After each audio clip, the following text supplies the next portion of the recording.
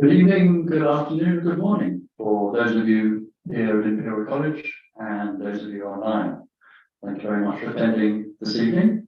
And my great pleasure to welcome our speakers today. The whole of this evening is devoted to advancements in robotics and autonomous systems for the energy sector. And our first two speakers are Giovanni Massari and Cristian Nevoso, both from Saipem. And the title of their talk is Innovative Technologies for Underwater Inspection and Monitoring of Offshore Energy Assets. The overall market is seeing an increasing introduction of innovative digital and automation technologies.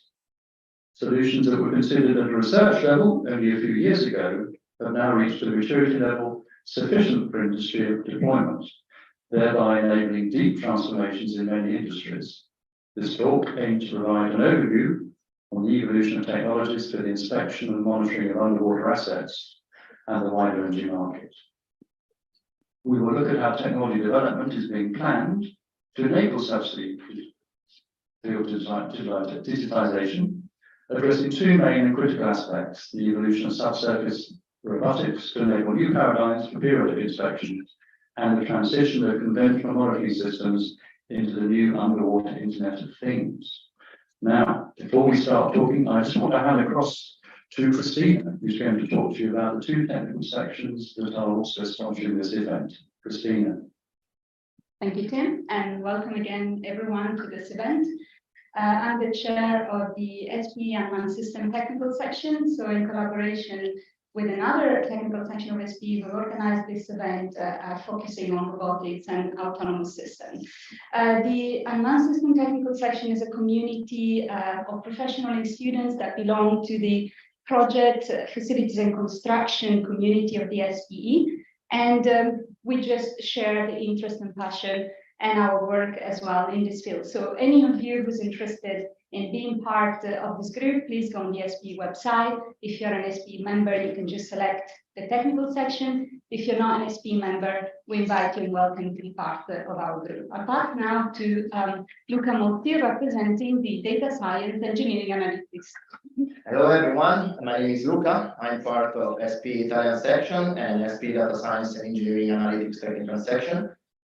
Specifically for SPE DSA, I am the co-chair for Europe. Our section aims at exploiting data and information to support strategic decision-making for the transition to cleaner sources of energy by exploiting technology. Specifically, our community is composed by over 9,000 people from everywhere. We have members from every continent.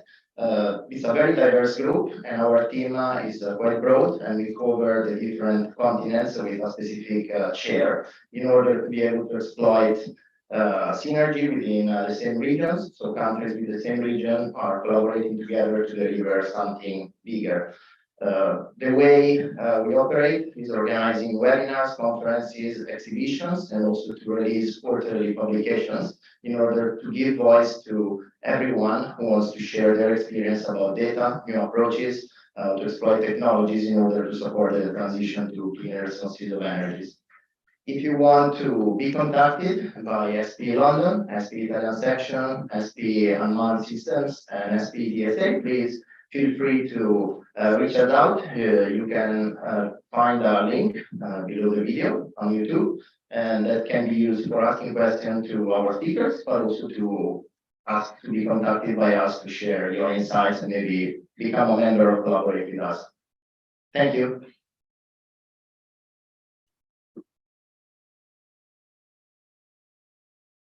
Now I hand it over to Giovanni and Cristian from Saipem. Okay, and I can change it. Okay. Okay, so we are going to present today a few different technologies. So we will be very short in presenting some of these technologies. Obviously, the time is quite limited, so we cannot enter into many details. But I will try to give you some introduction about three of these technologies that to me are the most interesting at the moment. So let me just introduce that who we are. So we are a small group within the Saipem company, and we are strongly specialized in subsea robotics and subsea monitoring. I don't want to pass through the full story because it is long and most of this is boring, but just to say we have more than 30 years experience in designing subsea robotics, and we are driving in some scenarios, like for example underwater intelligence machines, the new technologies frontier in terms of subsea robotics. So let me start from a very short presentation of what are the current inspection and intervention scenario in the oil and gas and the new energy market. So generally speaking, we have a scenario where we have few vessels that are assisting a subsea field, and these vessels are operating conventional robots that are connected to the topside through a cable. So the conventional robots are, for example, RV, remotely operated vehicles. These are machines existing in the market for more than 30 years. And the main limit of these machines is that we are acquiring a topside vessel that is supporting operation. In the sense, the vessel arrived in the field, in the area where the intervention, the inspection tasks should be performed, deploy the vehicle at the proper depth, and the robot is controlled by a station that is on board the vessel. This is the way inspection and intervention tasks are done till now. The equipment subsea are typically very simple. The number of sensors that are monitoring the activities of a subsea facility is quite limited.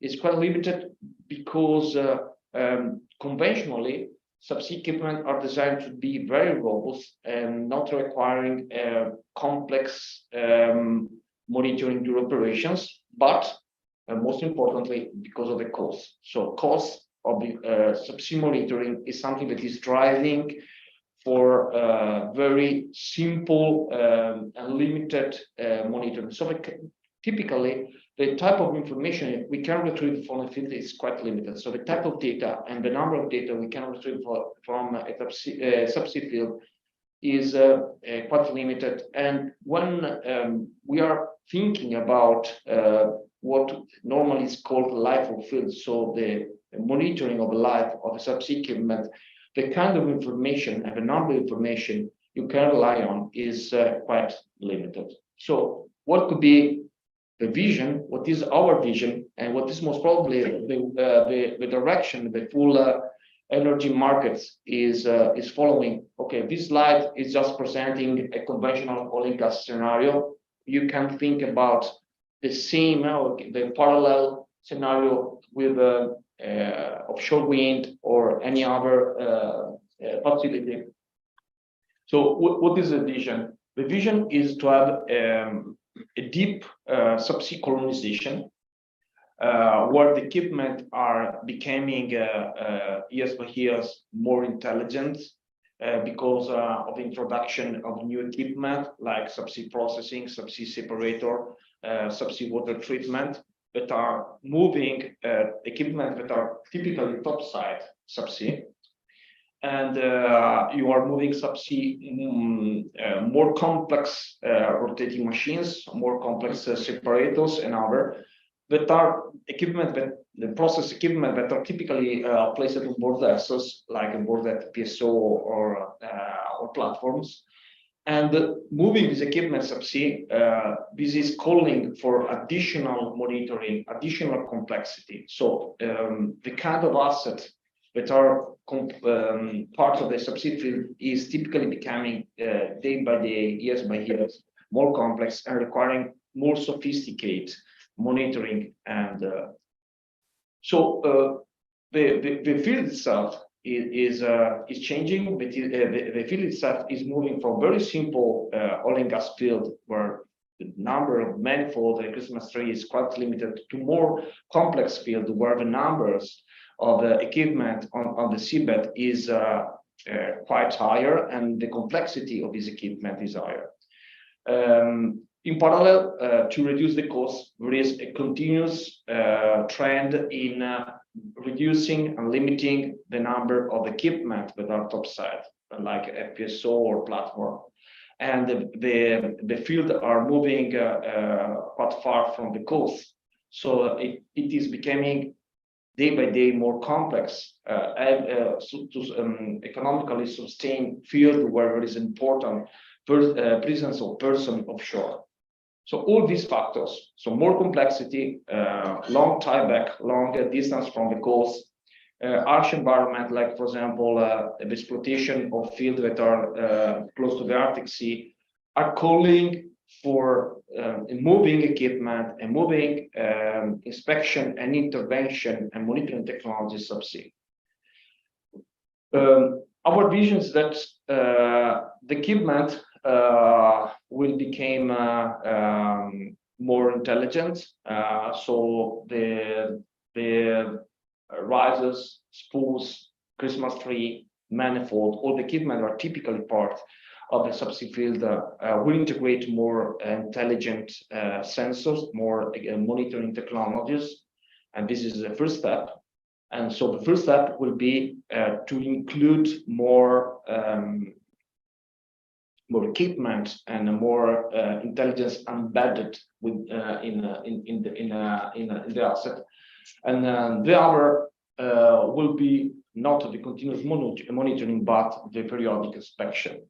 Periodic inspection typically is required to perform analysis about the integrity of the assets. And we know that asset integrity is not only a need to guarantee the production, but also a need to guarantee the environmental sustainability of his asset.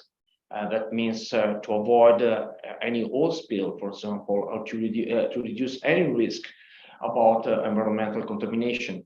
And more recently, due to the Nord Stream event, there is also a risk that is not coming from the asset itself, but is coming from the geopolitical situation that is calling to have a continuous surveillance of the asset to guarantee the critical assets are safe and can operate safely without any potential terroristic attack. So all these factors are calling for different technologies that are capable to perform periodic inspection in a field, minimizing the need of a support vessel. So the idea is basically to create a sort of a subsea environment, a subsea colonization, where intelligent equipment are cooperating with autonomous robots and they are interchanging information. So you can combine the data coming from embedded sensor with data coming from periodic inspection done using external intelligent robots. Obviously, there are three important elements to support this vision. The first one is autonomous vehicle that are capable to perform this information. The second one is how to introduce new intelligence, new capabilities, new monitoring capabilities within equipment that conventionally, as I said, are quite limited in terms of self-monitoring performances.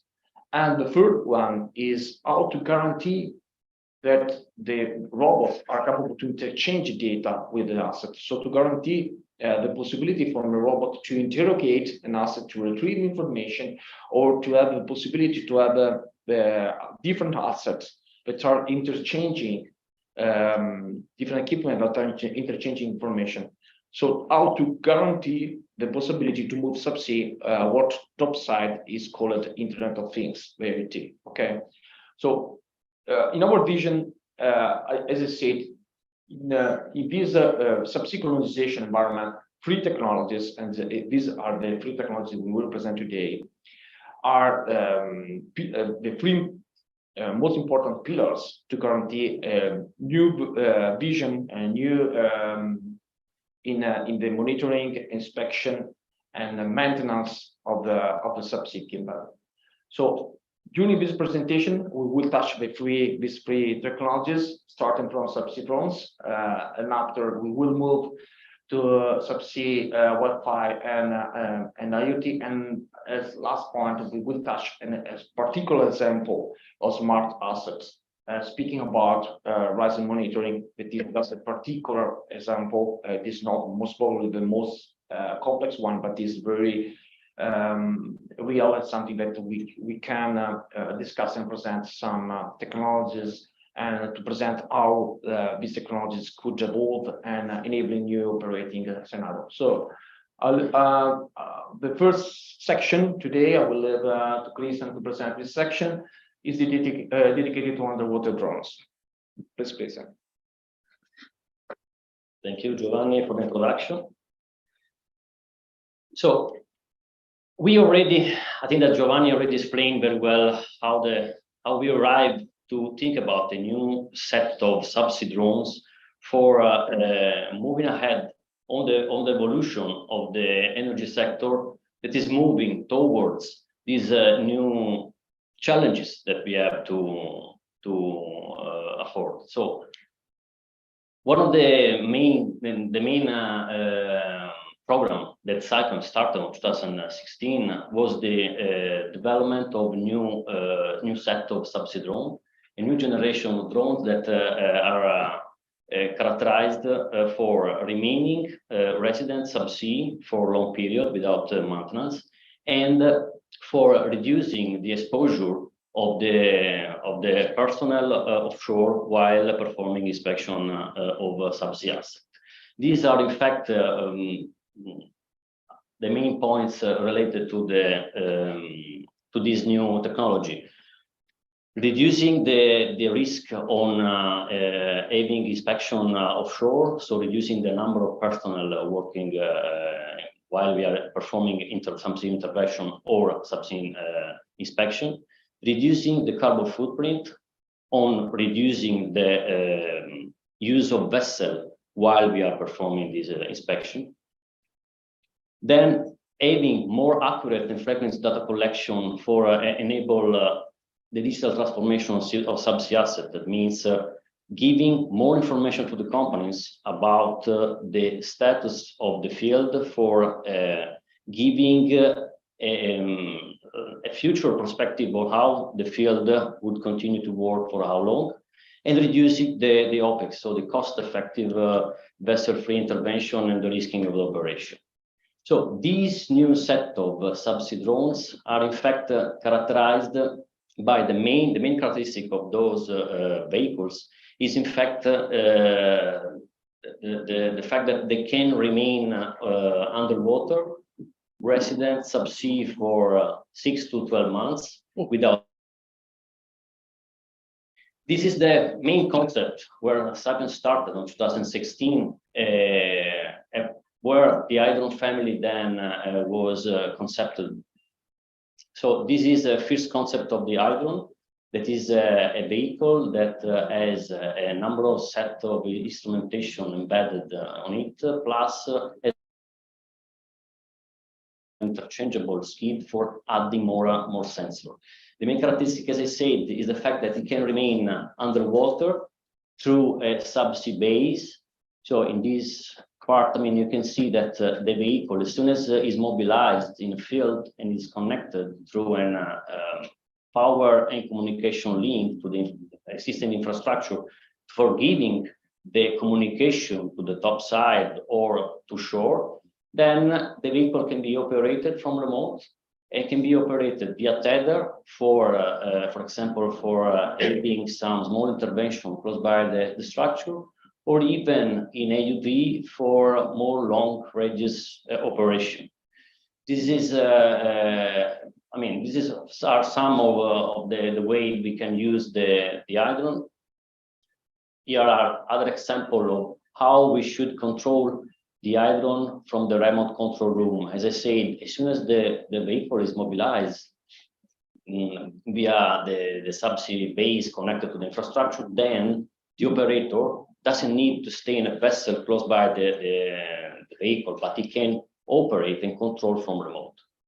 These are a few examples of how we can control from remote the hydron. So, for example, via a link, controlling it in tether mode, so in ROV for operate a valve, for make some small light intervention.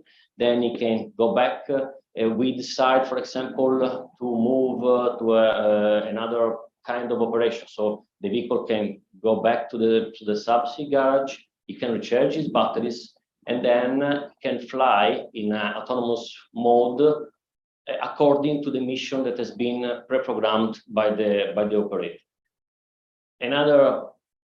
This is another example of mission in which we prepare an ROV mission from remote. We send the mission to the vehicle, so the vehicle can autonomously leave the garage and goes to the structure to be inspected.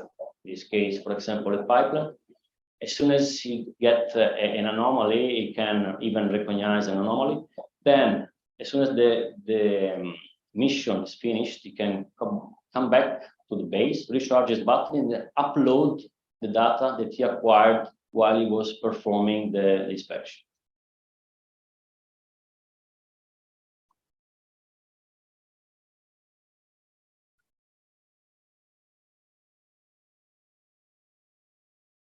Another example is, for example, for the first emergency response.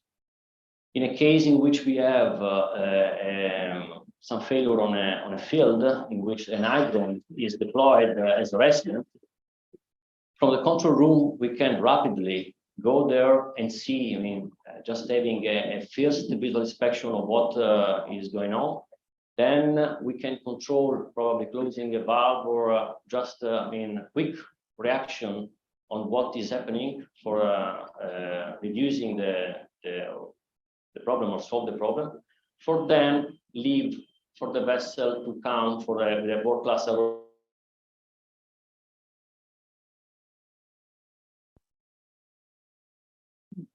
Okay, as we said, we have several operative modes. Mainly, we already saw on the video the resident mode, that is the main one for this new type of subsea drones.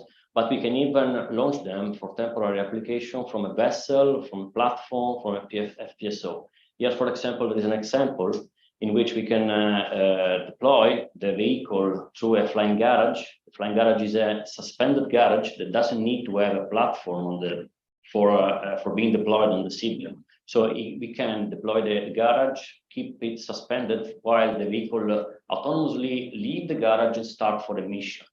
The vehicle then can be controlled in ROV or in AUV. In AUV can be supervised AUV or full AUV. Full AUV is when the operator pre-program a mission, and then the AUV can follow the mission, inspecting those assets that are selected. On this base, Saipem started in 2016 the development of a family of vehicles that is called hydron family, hydron platform. So this platform, technology platform, is aiming to share between vehicles technologies, components, spare parts, infrastructure, tool. So it's a integrated data management tool. So it's a platform that is aimed to aiding a full set of vehicles for covering all the aspects that can be needed in a oil and gas field. The first vehicle that has been developed starting on 2016 and handled on 2019 was the Hydron R, an underwater intervention drone with ROV and AUV capabilities. Then we moved to the Flatfish, that is in fact a full AUV vehicle with advanced artificial intelligence capabilities. For then, we started in the last couple of years the development of the Hydron W. It is a resident electric, full remotely controlled world-class ROV. So the first vehicle was the Hydron R. This has been completed in 2019 and is going to be mobilized in a few weeks for the first in a project in a field in Norway. It's an underwater intervention drone with hybrid ROV and AUV capabilities. It's designed for 3,000-meter water depth, and it has advanced capability in navigation or autonomous or semi-autonomous operation. It has a set of embedded instrumentation, and it has the capability to add more instrumentation through the interchangeable skiff. Its inspection capabilities are mainly focused on acoustic and visual survey, CP protection, cathodic protection survey, leakage detection, environmental monitoring, data harvesting, 3D reconstruction, or 4D seismic survey. The Flatfish is instead an autonomous underwater vehicle, an advanced one, that differently from the typical AUV that are on the market, it has also the capability to have advanced navigation capability to hovering or navigate for inspect vertical structure like riser or mooring line. Even in this case, the vehicle has been designed for 2,000-meter water depth. Differently from the Hydron R, it has a longer range of operation, so its aerodynamic shape allows us to send him for a longer mission than the Hydron R. Its inspection capability are focused on visual and acoustic survey, CP survey, contactless, leakage detection, environmental monitoring, data harvesting, 3D reconstruction. I also mentioned the riser inspection and mooring line inspection capability. The vehicle has been designed starting from 2018, has been completed in 2021, and we are on the first part of its qualification. As I said, the Hydron family can share a part, component, and sub-technologies. We can even share deployment infrastructure like the subsea garage or the flying garage. So the subsea garage is designed for accommodate all the vehicle of the Hydron family. So in a field, you can have several subsea garage and then moving the vehicle from one to another. We can have the interchangeable skid with additional tools of instrumentation that can be embedded in the vehicle. And even in this case, the skids are designed and conceived for all the vehicle. And the integrated data management tool. Because at the end, I mean, the target of having all these new concept of subsea drones is for producing more data and, I mean, higher quality data than we used to do with a conventional ROV. In fact, here it's presented how the Flatfish is embedded in a service for inspection, for an IMR inspection. So starting from studying the company maintenance procedure for IMR inspection of a field, then studying the field and preparing the AUV mission, that is the preparation of the IMR campaign. Then we have the offshore operation in which we send the Flatfish, for example, for collecting the data.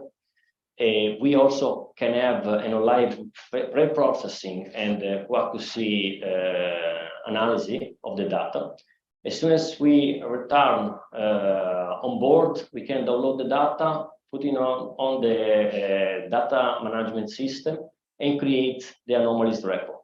When the offshore campaign ends, then we can move to the studying the data with a detailed engineering assessment for create that asset integrity reporting for giving to the company a great is going on its field and how the life of the field will continue through the years. Underwater drones qualification challenges. Well, all these new challenges introduced by this new family of subsea drones required of a very intensive qualification program. In fact, the new level of autonomy of the drones in respect to the ROV used to do with a piloted vehicle, when instead we are talking about autonomous vehicle, or the liability for remaining underwater for 6 to 12 months, led to an intensive qualification plan. And what was not even easy for the fact that it was a very not mature technology, and so there was no structural guideline how to prepare a qualification for this one, and so the qualification plan could be very complex and long. We had a very intense qualification plan for component sub-assembly of the vehicle and the vehicle itself, while we were designing and developing the things. In fact, as you can imagine, a vehicle like this requires not only the design of the vehicle itself, but even of the subcomponents that most of the time are customized or need to be designed on purpose. One of the main steps of our qualification plan was definitely the shallow water test in our premises in Trieste. So in that place, we have a base there with a space in which we could deploy few subsea structure. It was mock-up of pipeline, few mock-up of Christmas tree, a clam, so for replicate a small subsea field and train the vehicles to perform what they should perform in a real field. So we have an intensive campaign in the year with the flatfish, for example. We spent more than a year testing the vehicle in shallow water. We had more than 200 dives there in shallow water. We performed more than 2,500 hours in testing, more than 180 of procedure for docking and unlocking in the subsea garage, and more than 100 hours performing pipeline tracking or following. Here are a few pictures how the tests have been performed. Here is an example of how the 3D reconstruction would give as a result of a point cloud collection through the stereo camera embedded on board the vehicle. In here, we also performed a few autonomous missions. We deployed, for example, the subsea garage in the point number 3, and from there we could launch a few autonomous missions to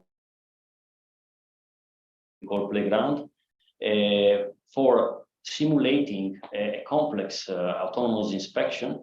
So the vehicle was able to autonomously navigate from the subsea garage to the point where the field structure was located.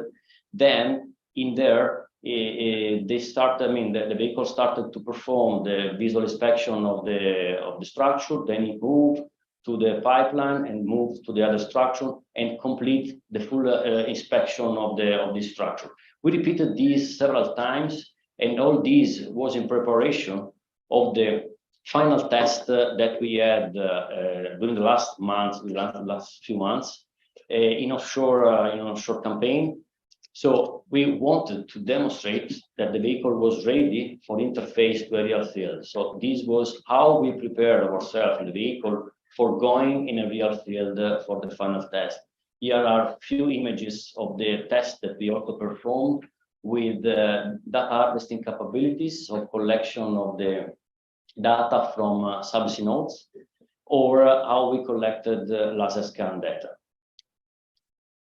As I mentioned, one of the last steps of our qualification roadmap was the performance of deep water deployment of the flatfish, that we performed a pilot test in a subsea field offshore Brazil in 1,700 meter water depth, in which the vehicle was able to perform pipeline inspection riser inspection, structural inspection, and nodes data harvesting. It was a successful campaign in which we had the possibility to prove the capability of the vehicle and collect even a lot of data and a lot of improvements, because of course this is a vehicle that always require more improvements and more upgrade, but it was the point in which we achieved to show that the vehicle is able to work in a real scenario.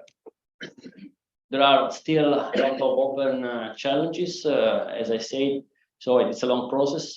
So it's something that we need to try to test the vehicle as much as possible to get the maturity that we want.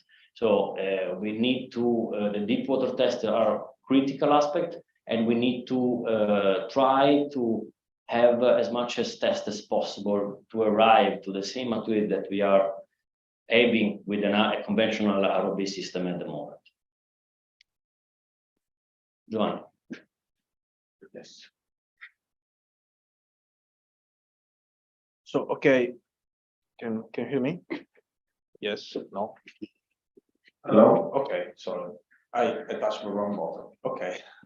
Okay, so the presentation before was just touching the subsea drone, and the name of subsea drone is not just selected, has been selected, knowing what we are trying to do is to move the aerial drone with topside subsea. So something that is capable to inspect in a totally autonomous mode a subsea field with very high artificial intelligence embedded on board, capability to perform very complex operations, capability to recognize feature, for example, to recognize specific anomalies and to react to these anomalies, and being capable to adapt the mission accordingly with some high-level goals. Okay, so obviously, as we discussed, the main issues we solved was at first to have an autonomous vehicle capable to stay subsea for a long time, so ideally 6 months without any launch or recovery. So there is important challenge related to reliability of the vehicle. And secondly is about autonomy level. So that means to move conventional artificial intelligence like image processing and capability to recognize a specific target from topside to subsea. That looks easy, but is not, because conventional algorithms that are working topside, like for example, recognition of the panel, okay, to solve the automatically the position of the object of the vehicle respect to this object. Subsea with the turbidity, with suspended solid and so on, is and the reduced visibility is quite complex. Okay, so the type of environment is much complex. Secondly, and I will move after to the question, I would like to mention another important challenge is about positioning. So when you are thinking about a topside drone, you can rely on GPS. You don't have GPS working subsea. So you have to rely on a very complex positioning algorithms that are relying on an inertial navigation system based on high accuracy fiber optic gyro compass, but in any case is drifting because of the nature of the inertial navigation. So we needed to develop a lot of additional navigation functionalities that is helping the vehicle to recognize where is navigating. For example, the relative navigation respect to the pipelines. The vehicle is capable to perform pipeline tracking or vertical tracking along a wood line or a riser, or it is capable to correct the error due to the positioning, recognizing where the vehicle is respect to a predefined map. As I said, one additional feature of this vehicle are to interact with the existing asset. So to have the possibility to interchange information and so to have the possibility to collect information, to receive information about the equipment subsea, about the position, the status, the kind of mission to be performed, and so on. So with this couple of slides, I'm presenting one of the most critical frontier for subsea robotics, which is subsea communication and subsea IoT. Communicate subsea is complex because it is quite impossible to achieve a very good bandwidth, large bandwidth, and long distance.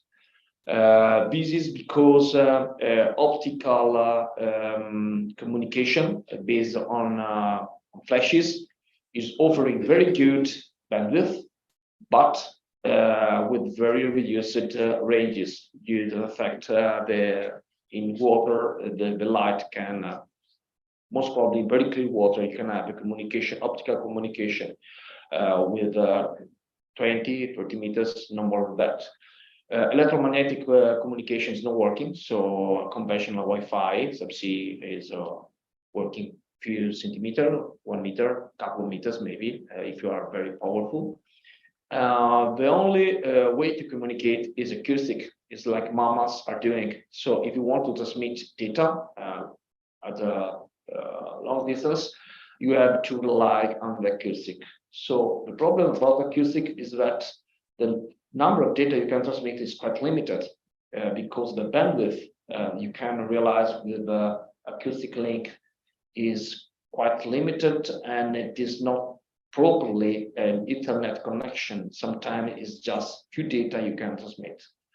So the problem is how we can realize a system where vehicle can interrogate one equipment, or you can have several equipment that are interchanging information, and you can realize also a matrix of different nodes that are deployed on the seabed, and they are interchanging information, and they are, for example, monitoring a specific parameter like an environmental parameter, the presence of a contaminant, or the evolution of a subsea reservoir. So we are developing a technology in this domain. The name of this technology is Synapsis, and the concept is basically to support these three different functionalities. So first one is to provide a sort of subsea Wi-Fi. So we are speaking about acoustic, but we like to call it Wi-Fi in any case. So to provide a sort of access point, hotspot for vehicle to interrogate. Okay.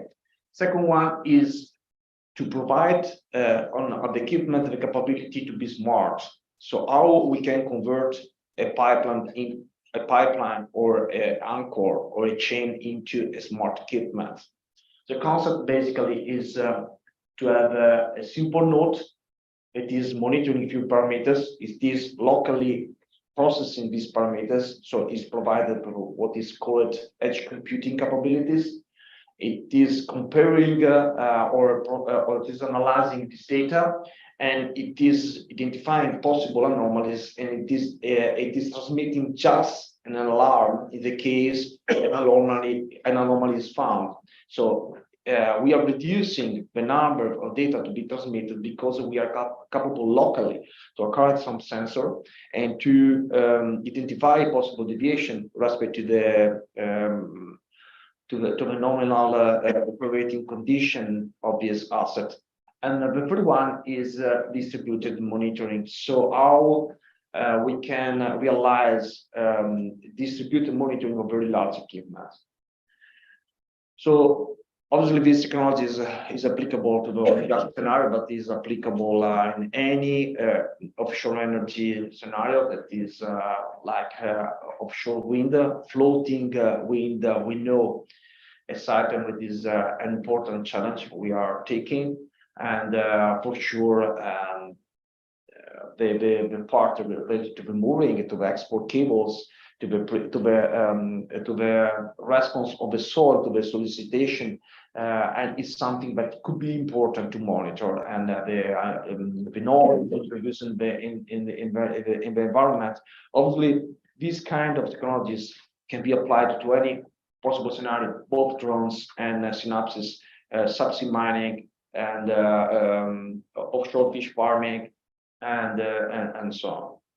So as I said, this is another technologies we are launching. This is another frontier for subsea robotics, and subsea monitoring. It is helping overcoming some of the limitations. Why it is helping? Because it is enabling interaction between the drones and subsea equipment, and it is enabling the possibility to have large matrices of nodes without the need of cables that are in the generally speaking, one of the reasons why the subsea monitoring is so limited. Cables cost and cable installations is one important constraint in subsea monitoring that's limiting the number of sensors conventionally placed at subsea. This is just a presentation of the ongoing development.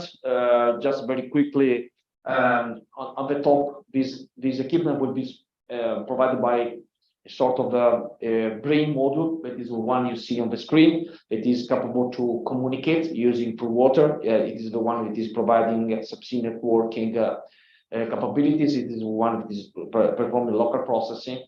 A second module, that is the green one, it is just collecting different sensors, and it is the one that is tailored. It is customized depending on the specific needs, so you can have the kind of acquisition you need.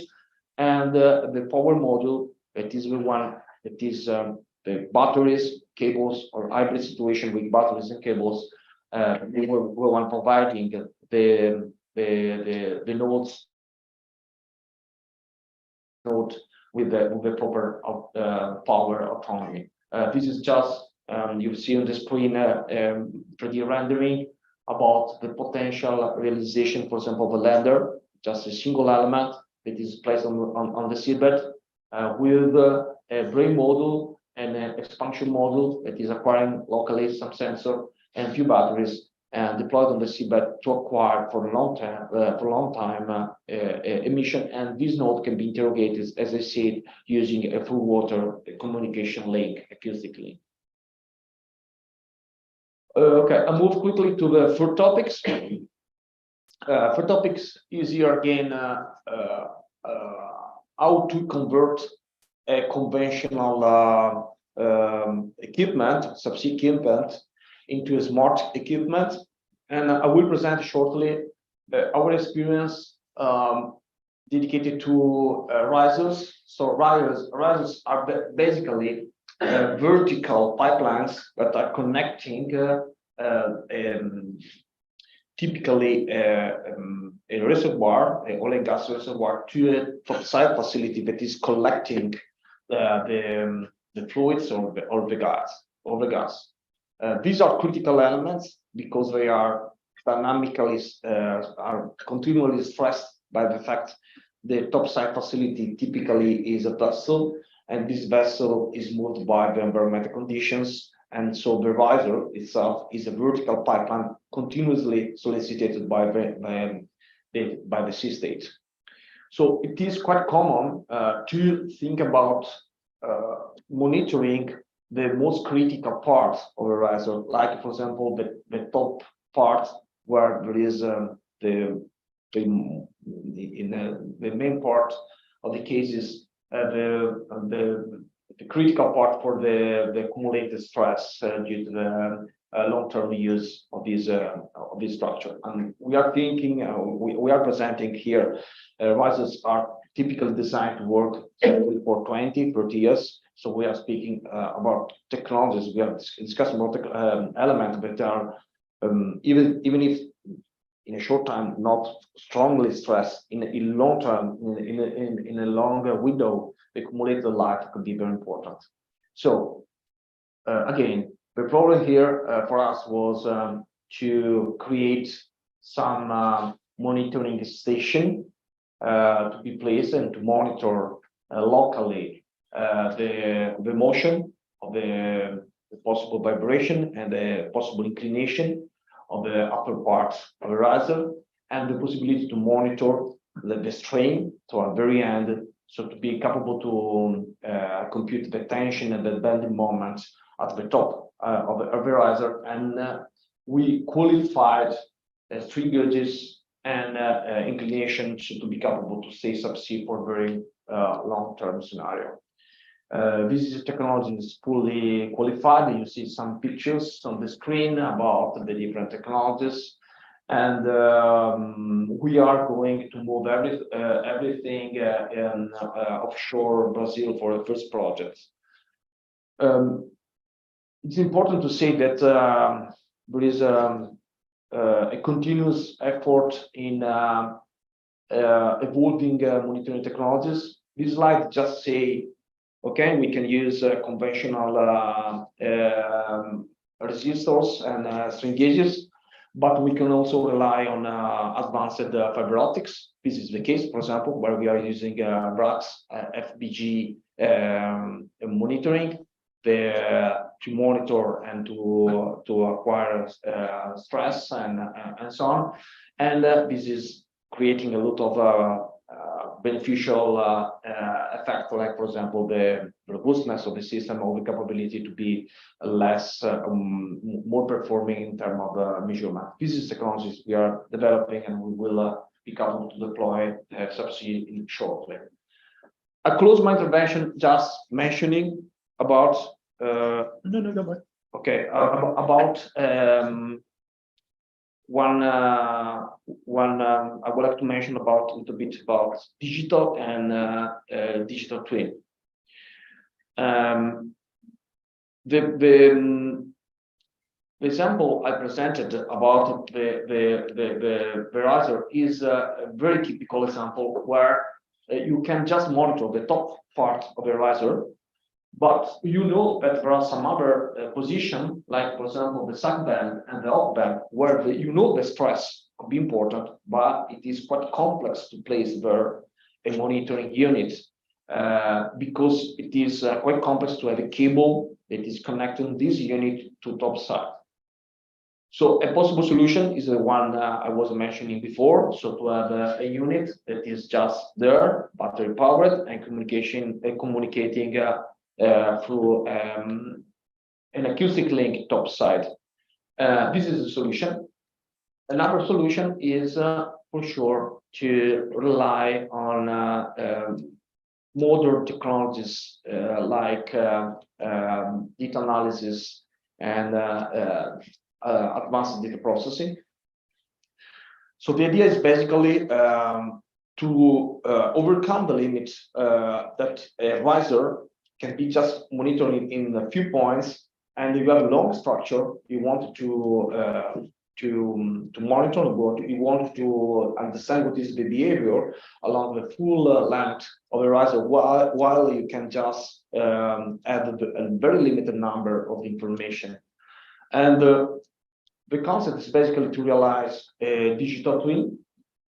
This digital twin is using neural network trained on an orthoflex model. So it is basically a neural network trained on the same mathematical model used during the design of the riser itself.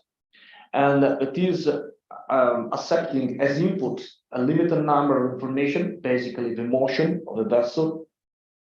This motion of the vessel is also useful to estimate the sea state response, and the few information coming from the top of the riser, like, as I said, the inclination and the motion. And using this model is capable to validate this information and to create some what we call virtual sensors.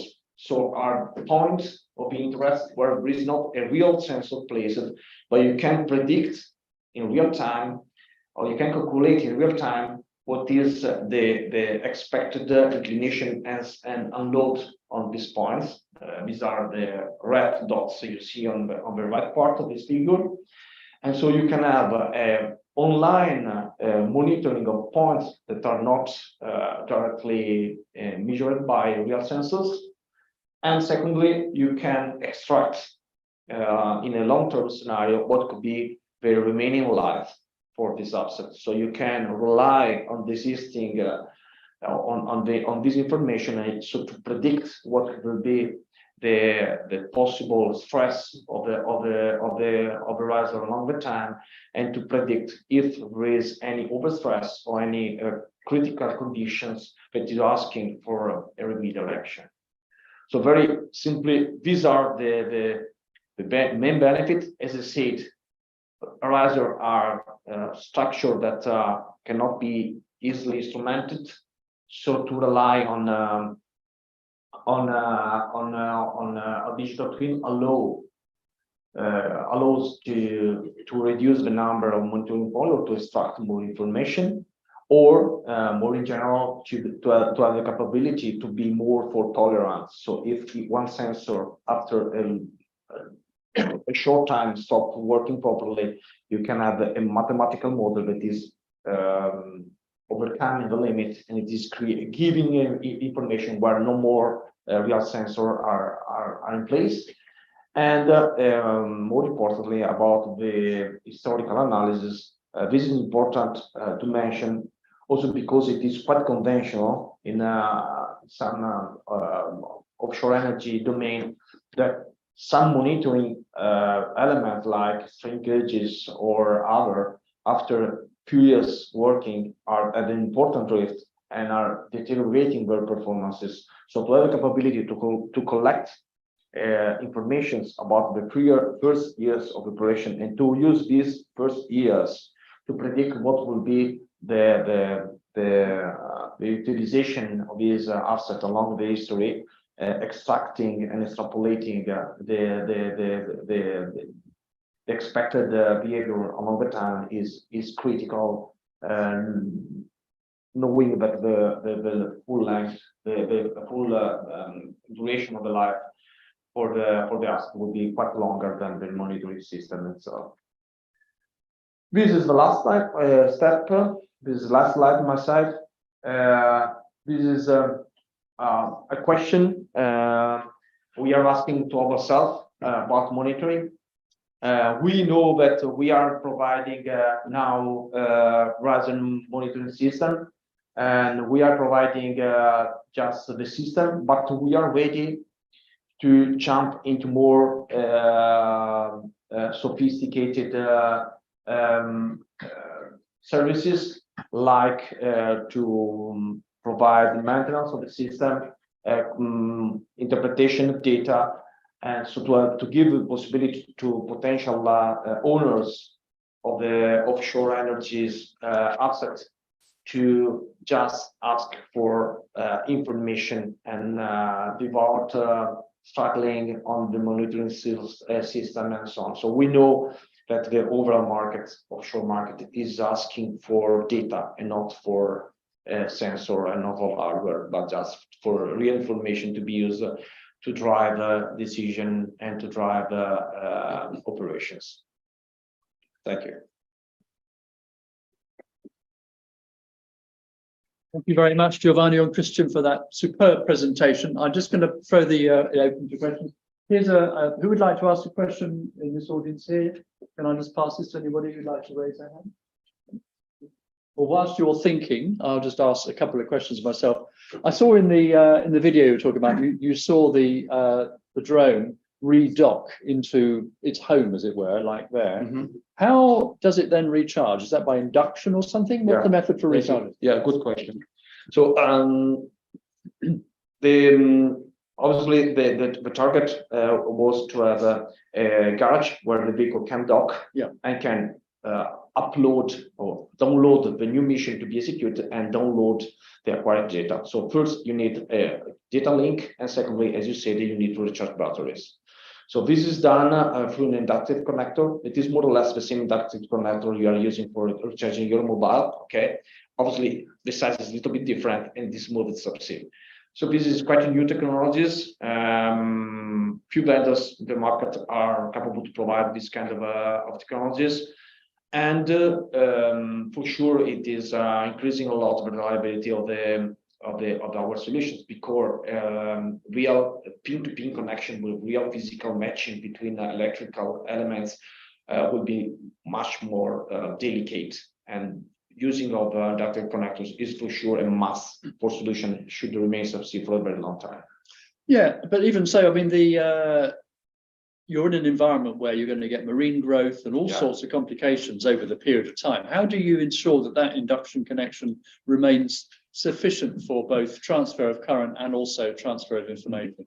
Okay, so the answer to this question is quite complex, because when we are speaking about a deep water application, marine growth is typically quite limited. You can have some deposits, you can have some sands and other that could complicate. But when we are speaking about more than 500, and when we are speaking about oil and gas, these vehicles, as Cristian was saying, has been designed for 3,000 water depth. Yeah. And we tested till close to 2,000 water depth in Brazil. So when we are speaking of so important depth, marine growth is not an issue at all. You can have a lot of corrosion because of materials. So you can have a lot of issues. When we are speaking about shallow water, things are totally different. Inductive connectors most probably are not the most delicate elements.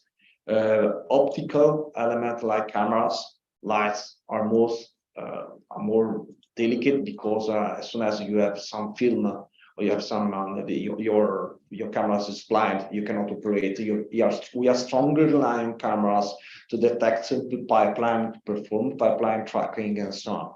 So one issue we are trying to solve, and it is not an easy issue to solve, is, for example, how to assure the glass of the cameras stay clear for a long time.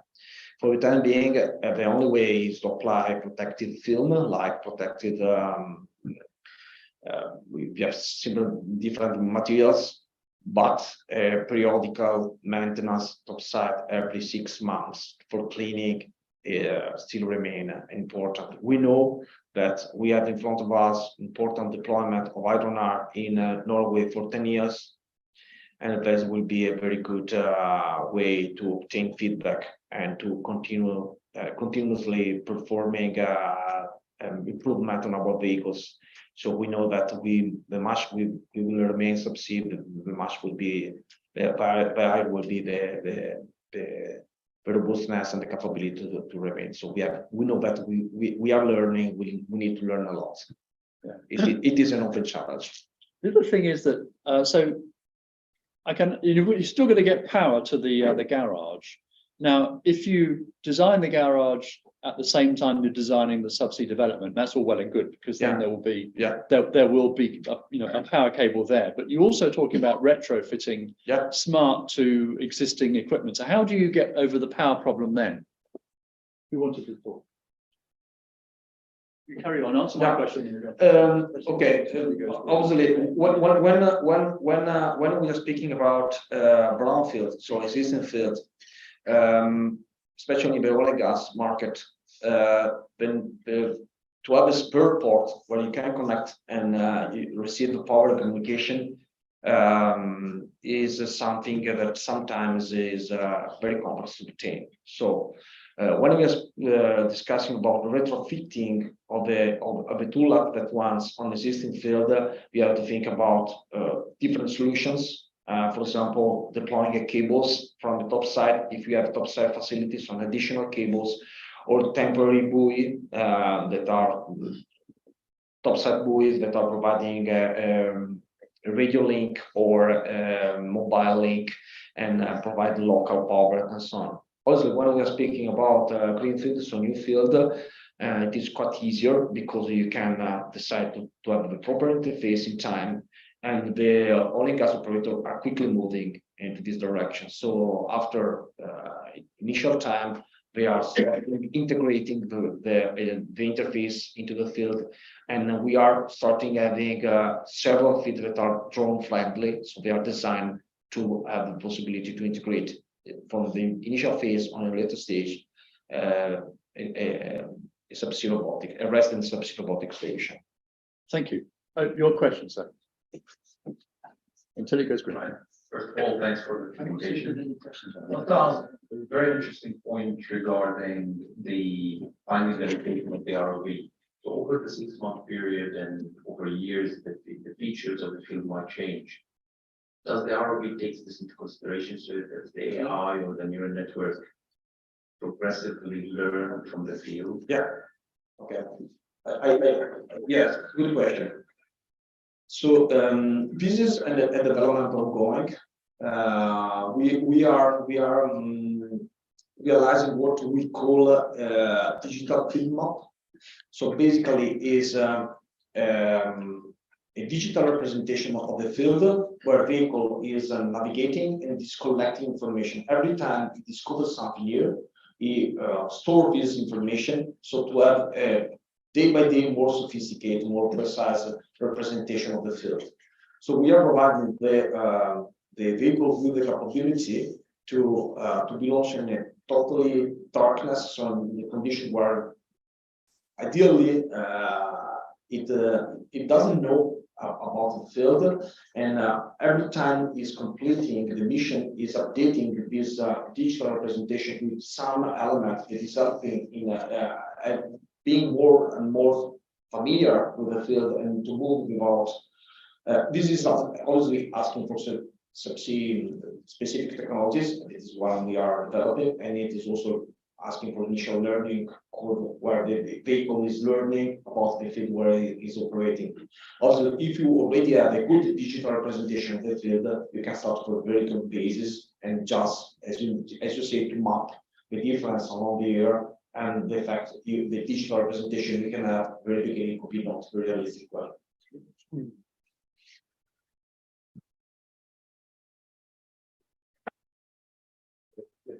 Thanks, guys. Very short question. What happens when something goes wrong? What's sorry? What happens when something goes wrong? Yeah. And it happens unfortunately. Yes. So the qualification aspect is, it looks great, fantastic, great concepts, all the rest of it. It's all sunny side. So as an engineer, I'm thinking about what happens when something goes wrong. I want to see, particularly the qualification aspect, what are you doing in your qualification program to cope with failures? So the tether breaks, you can't charge it, you can't get the data downloaded, the tires too much, you can't find the garage, something's failed. What part of the qualification program are you doing? Okay, so subsea reliability is for sure one critical point, and to demonstrate that everything is robust enough is not easy. But let me speak just for making a very very simple example. Let's suppose you are navigating and your vehicle at the failure, for example, thruster stopped working and you are not capable to complete the mission. So how we can manage that is we ask ourselves this question several times.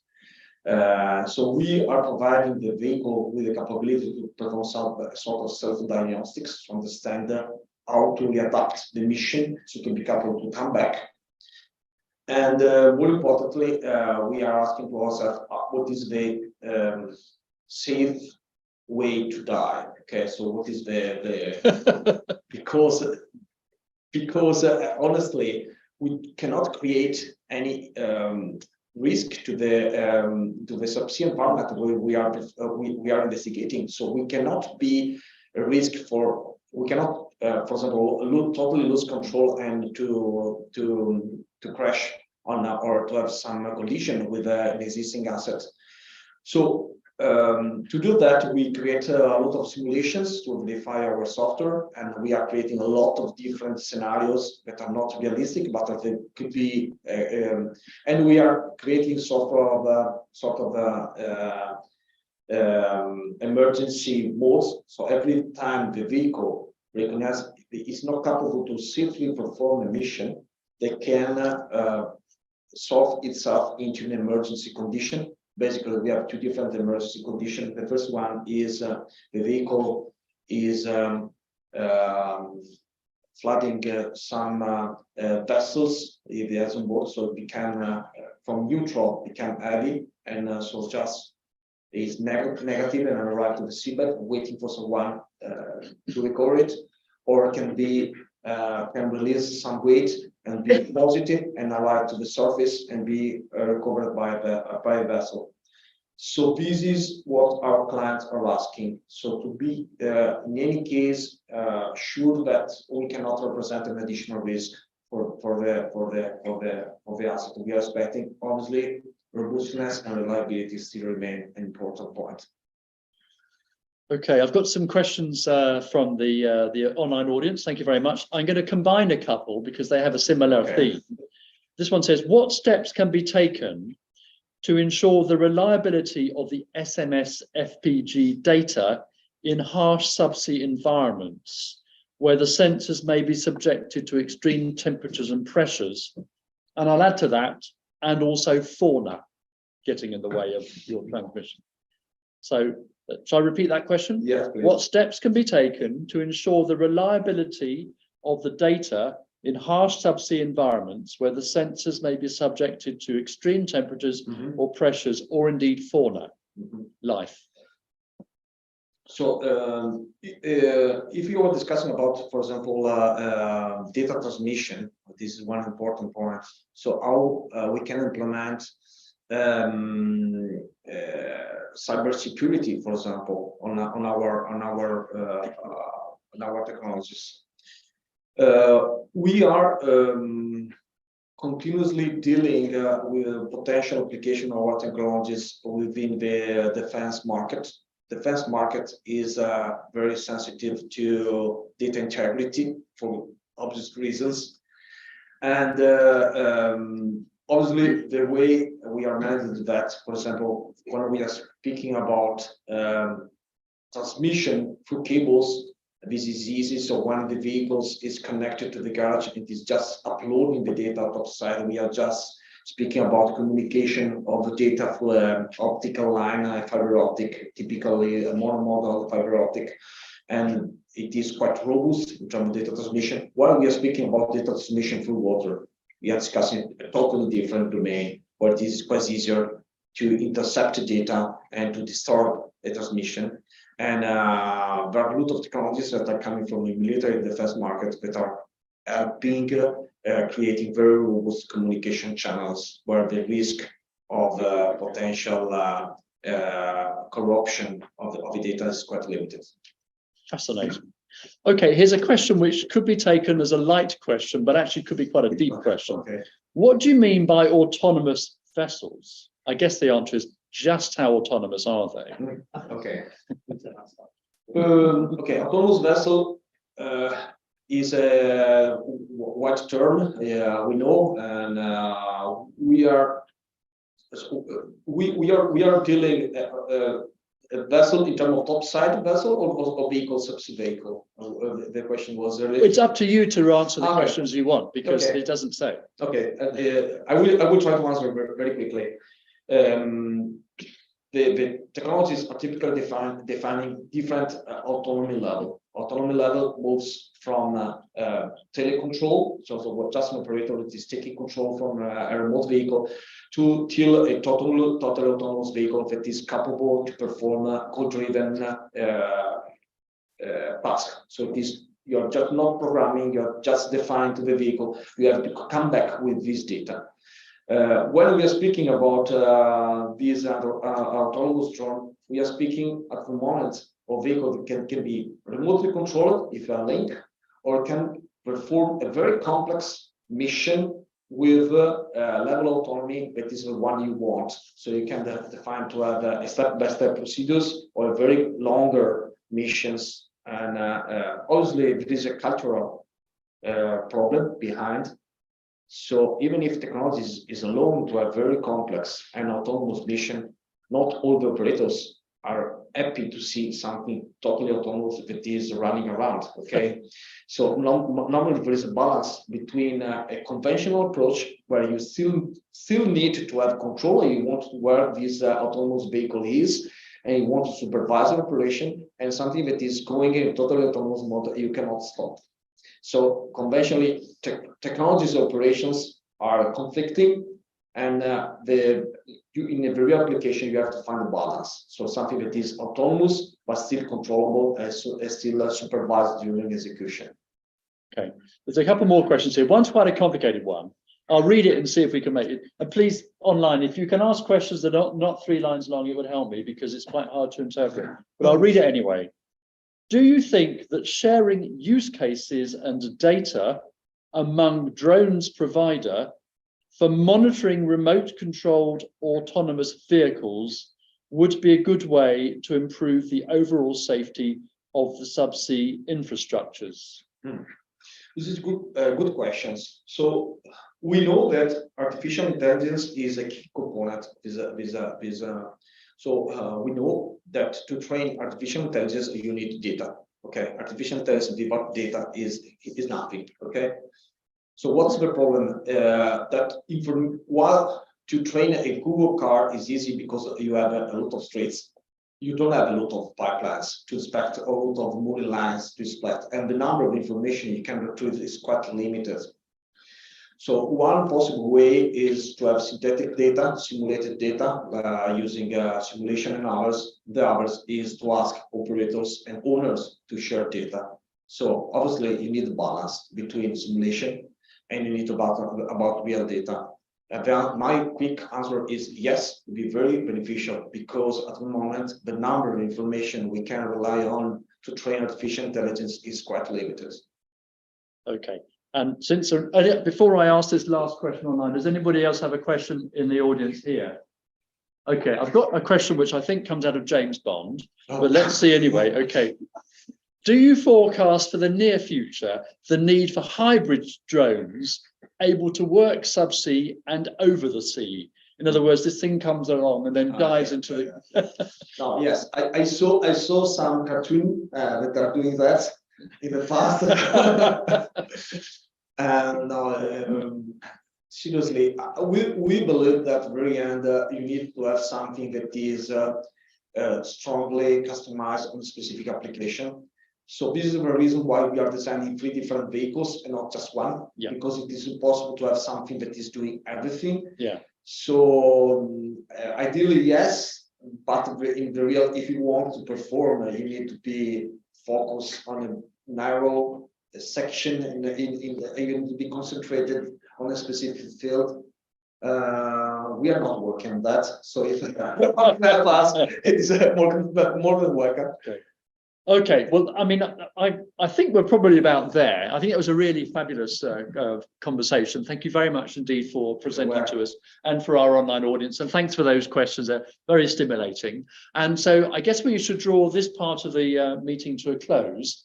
And I think we'll probably break for about 35 to 40 minutes for those of you online. So that's, so 35 to 40 minutes. I'm not sure what time zones you're in, but if you're in the UTC +1, we'll be back at about 7:10. And so with that, I shall we'll now break for a buffet for those of us who are in Imperial College. And those of you who are not, then we're going to have a great buffet and some free wine without you. So for the next 40 minutes, we're done. Thank you. Thank you all.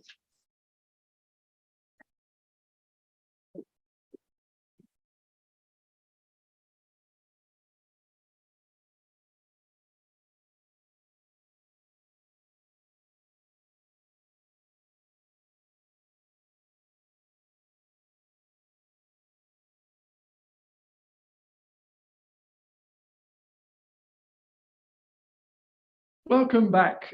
We at Imperial College have just enjoyed a fabulous buffet with roast lamb and followed by vol au vent and various other things, and both red and white wine and also champagne. Those of you at home, I hope you've had a very good break and something to eat as well. But here we are back with talk 2, which is the following title: The Provision of a Robotics and Autonomous System in Industrial Centre to support the offshore energy industry to scale and commercialize robotics as a service. And this talk is given by Andy Bell and Nick Tudor, both of the Net Zero Technology Centre in Aberdeen. And I'll just read a small part of their topic. A total of £16.5 million has been awarded to the Net Zero Technology Centre to accelerate a range of energy transitions projects that will help deliver Scotland's net zero economy. So we're very lucky for these 2 colleagues from Scotland to come and talk to us in the UK, in England. I've been reminded to ask those online that to ask questions, you need to click on the link below the video and then fill the questions form. And thank you beforehand for 7 questions which we had on the first talk. So Andy and Nick, the floor is yours. Thank you, Tim. So hopefully you can hear me okay in the room and online. Perfect. All right. Yeah. So good evening. My name is Andy Bell, project manager at the Net Zero Technology Centre, and I'm joined with Nick Tudor today, who is working on the project that I'm currently leading, and he works for DRISC. So today, keen to share a bit about the NZTC, a bit about DRISC, and also the Alta project that I guess is the main reason why we're here. So, Net Zero Technology Centre, our strapline is technology driving transition. Some of you may know us in our earlier name, which was the Oil and Gas Technology Centre, but as you know, things are evolving, the market's changing, obviously the environmental impact is a huge thing, so we transitioned to a new name to support that activity. NZTC was founded back in 2017. In February, I joined in June 2017, so I've been there for a while now. But yeah, ultimately, Net Zero Technology Centre, you can consider us, I guess, a bit of a funding body. We received £180 million from half from the Scottish Government and half from the UK Government. Ultimately, we're using that money to fund technology development to support the energy transition. So supporting the oil and gas companies, supporting the renewables companies to make technology to make that energy transition an affordable space. Yeah, I think I touched on that. So when we changed our name to the Net Zero Technology Centre, we did a bit of a pivot. When I started, we had 7 solution centres. We're now down to 3. Ultimately, they're still all-encompassing. So I come from an asset integrity background, and part of that asset integrity obviously is inspection, maintenance, repair of robotics. But you can see on your screen just now the 3 kind of core programs of the business. We have the solution center programs, which is ultimately where the majority of the projects sit. We have things like the TechX program, which is an accelerator program, so supporting young fledgling companies coming up into the market. And then we have the culture of innovation on the right hand side. So this is we're partnering with the local universities, so the National Decommissioning Centre, which is a collaboration with Aberdeen University, and then the National Subsea Centre, which is a collaboration with RGU University. I don't know if anyone's been on our website before, netzerotc.com, but you can see in that middle box on the far right, we do a number of kind of thought leadership reports, a lot of looking into what the future integrated energy vision may look like.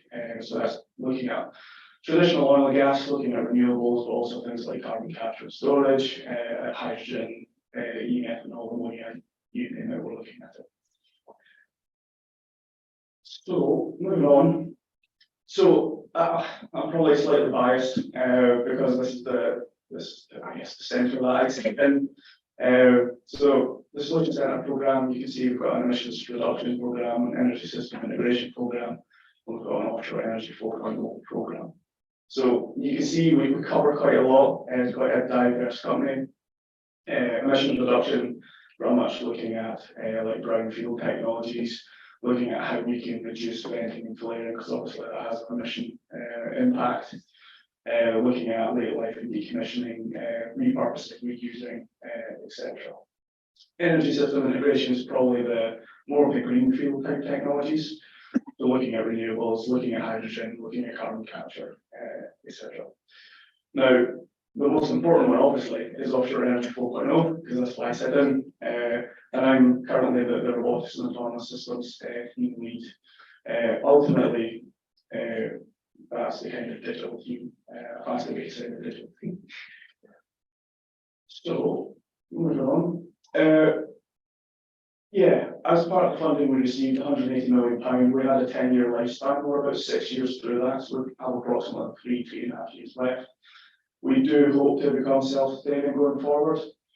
So we are out looking at future investment funds that we can get hold of and manage effectively on behalf of either government funds or private investment, etc.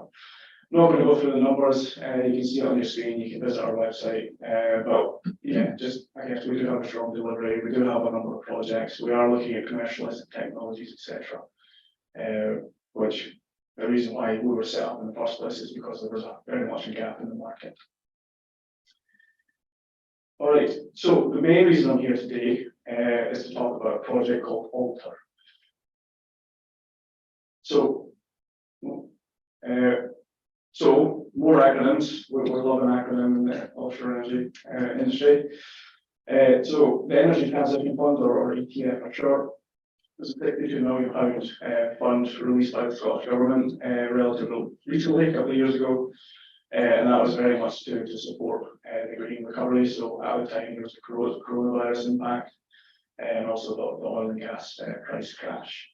So this £62 million pot of funding is a TC applied for a programme of work. That was 7 projects. I'm sure that in due course. So we won £16.5 million.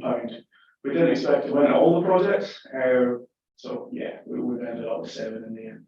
And Alter is one of those 7 projects, which will have approximately £4.5 million over a 3-year period. So those 7 projects I mentioned, you can see on your screen now. Most important one, obviously, number 6, offshore low-touch energy, robotics and sun systems. So Alter, quite long-winded, but we're also looking at other things like energy hubs and hydrogen backbone links. Ultimately, how can we start exporting hydrogen from the UK continental shelf down into Europe?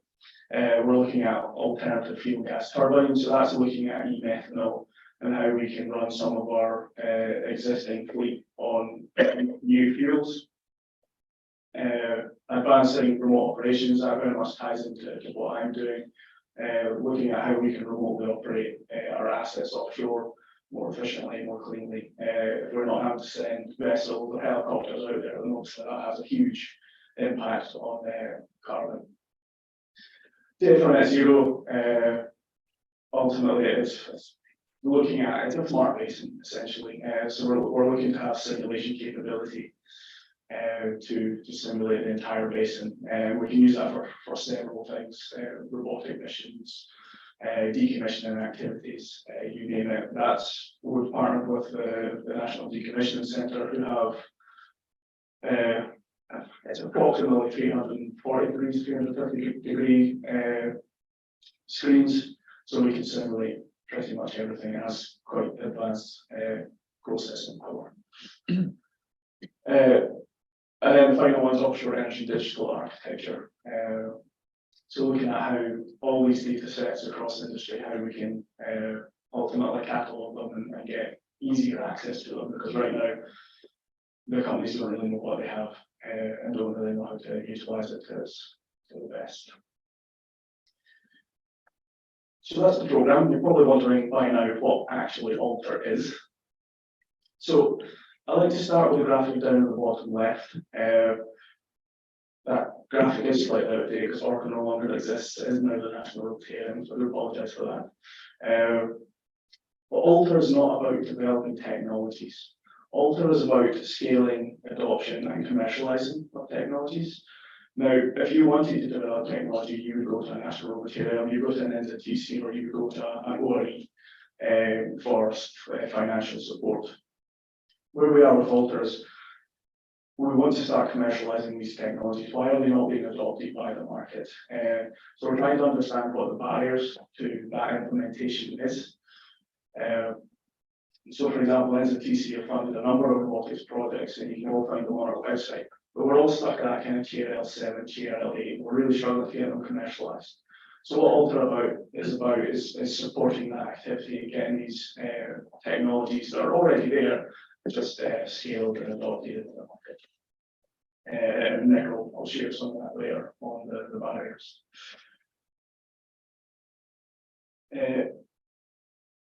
So obviously we couldn't do this without industry. So had a very successful time in terms of companies coming on board and supporting the delivery of this program. I guess you can see that's quite a diverse group. You have traditional oil and gas companies moving into renewables. You have renewable companies in their own right. You have the supply chain. We've also got companies like Microsoft support us on the data side of things. And I guess this is a call out to everyone on the call. We'd love to hear from you. We'd love for you. And I guess final takeaway from this is just to talk about our main delivery partners. So I have Nick in the room with me who works for DRISC, and he'll go into his role in a minute. But Ori Catapult and National Robotics will support us in the delivery of this program. And I'll give you a reason on that in a minute. So I do have a wee video. Hopefully the sound is working, but hopefully that should just wrap up what I've just discussed. But it'll look and sound a lot better.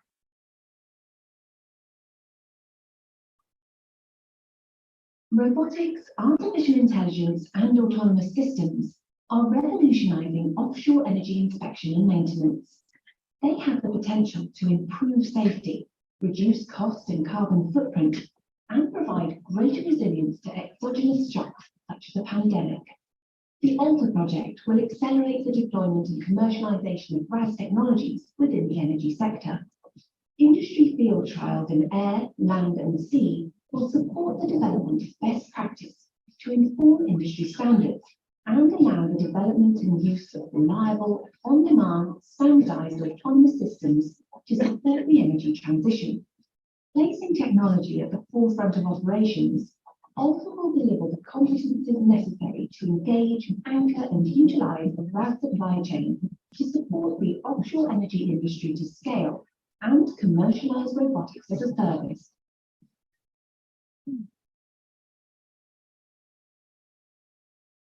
So I guess if you know the NZTC, you know we love a video, so there's another one to add to our collection.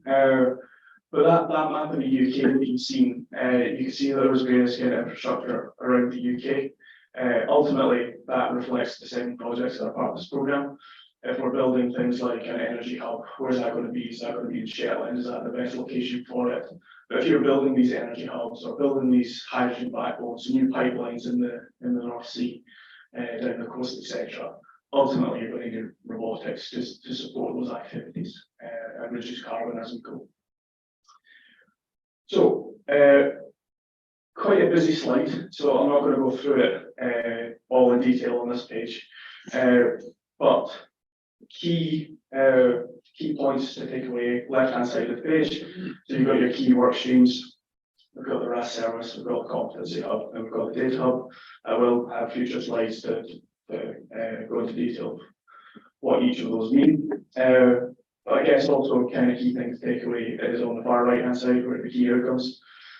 So the introduction that Tim gave referred to a dedicated centre for industrial offshore energy RAS with 2 supporting hubs. We've actually just heard from Saipem earlier today, very much talking about the qualification process that they've gone through. Hopefully what we demonstrate or what we're presenting here very much speaks to the challenges of Saipem and industry, and hopefully we can support that activity going forward. Final thing to say, I guess, on the slide is just the knowledge portal. I'll not talk about it in any of the other slides. Ultimately, that's a fancy way of saying we've got a website, and all the technical papers and all the best practice that we deliver in due course will all be publicly disseminated. This is a public funded project, and we hope to keep it that way. But we hope not to ring fence anything, and you don't have to pay to get access type thing. We want you to ultimately, the industry, to have this free access. And I'm not the biggest social media person, but we are trying to get our numbers up on our LinkedIn profile, so you can see the links at the bottom if you want to know what's going on in the world of work. All right. So the RAS service, what does it mean? Ultimately, we're developing a business case. We're currently contracting with Deloitte. We performed a strategic outline business case with Deloitte as part of phase 1 of the project. And as part of that strategic outline business case, we performed a landscaping study, an economic impact analysis, and a benefits assessment. And some of the, obviously this has been contracted with Deloitte, but the consortium that I shared earlier in the slides have all had an input into this document. So this is, in my view, an industry perspective. So some of the kind of key findings and I guess the barriers to RAS development, deployment, and commercialization we can see on the far right side. So these 7 kind of key bullet points. So fragmented approach. I spoke earlier about NZTC, ORE, National Robotics. So that very much talks to that point. NZTC are doing things in robotics. National Robotics are doing things in robotics. ORE are doing things in robotics. Can we all come together and be that single source where we can consolidate knowledge for offshore RAS? Lack of safety and assurance during development prevents deployment, and Nick will go into the technical program later, and he'll refer to a lot of this. Things like data sharing barriers. I've just had a conversation with someone who's doing a PhD and is ideally hoping to get data to support the work he's doing. So imagine we had a place that we had an open source of data that not just PhD students, but academia and other technology developers can have access to and improve upon their solutions.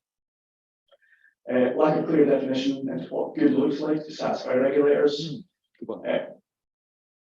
And Nick will get into the weeds of this in due course. But also things like lack of common technology testing methodologies in Saipem. I guess you guys might have come across this as well, not knowing kind of what standards are out there, what testing technologies are out there, lack of collaboration between ecosystem entities, which limits the scalability of RAS. And then the final one, and I guess you could argue NZTC is even guilty of this, funding focuses on innovation rather than facilitating progression from development to wide scale applicability. Now, yes, NZTC are guilty of this, but it's how the funding is set up, because there's it used to be called state aid, it's now called Subsea agreement. But basically, when you're funding R&D projects, you can only fund up to TRL 8. You cannot take it from 8 to 9 because that breaks the barrier. So I guess it's a conversation maybe we have with government in terms of how we get around some of that. But yeah, I guess through those key findings, we believe there's currently a gap in the market, and we believe we have a solution in how to mitigate those barriers, which we'll get into in due course. So quite a busy slide. I'm not going to go through the detail of this. Ultimately, this is just the process of building out the business case. So I already mentioned we've spoken about the strategic outline business case that has been delivered, that is ready. We're currently in the process of delivering the outline business case. And again, another reach out and request for help. We would love for you to contact us and get involved and help us in defining what this business case should look like. And then ultimately, that final piece on the far right, we will conclude all these activities into a full business case. So just a bit of detail around the outline business case. These are the 5 cases that Deloitte are undertaking in collaboration with industry and ourselves at present. Again, not going to go through the detail, but I guess the purpose of this is starting to understand what the alter entity looks like. How is it going to be governed? How is it going to be managed? How are you going to resource it?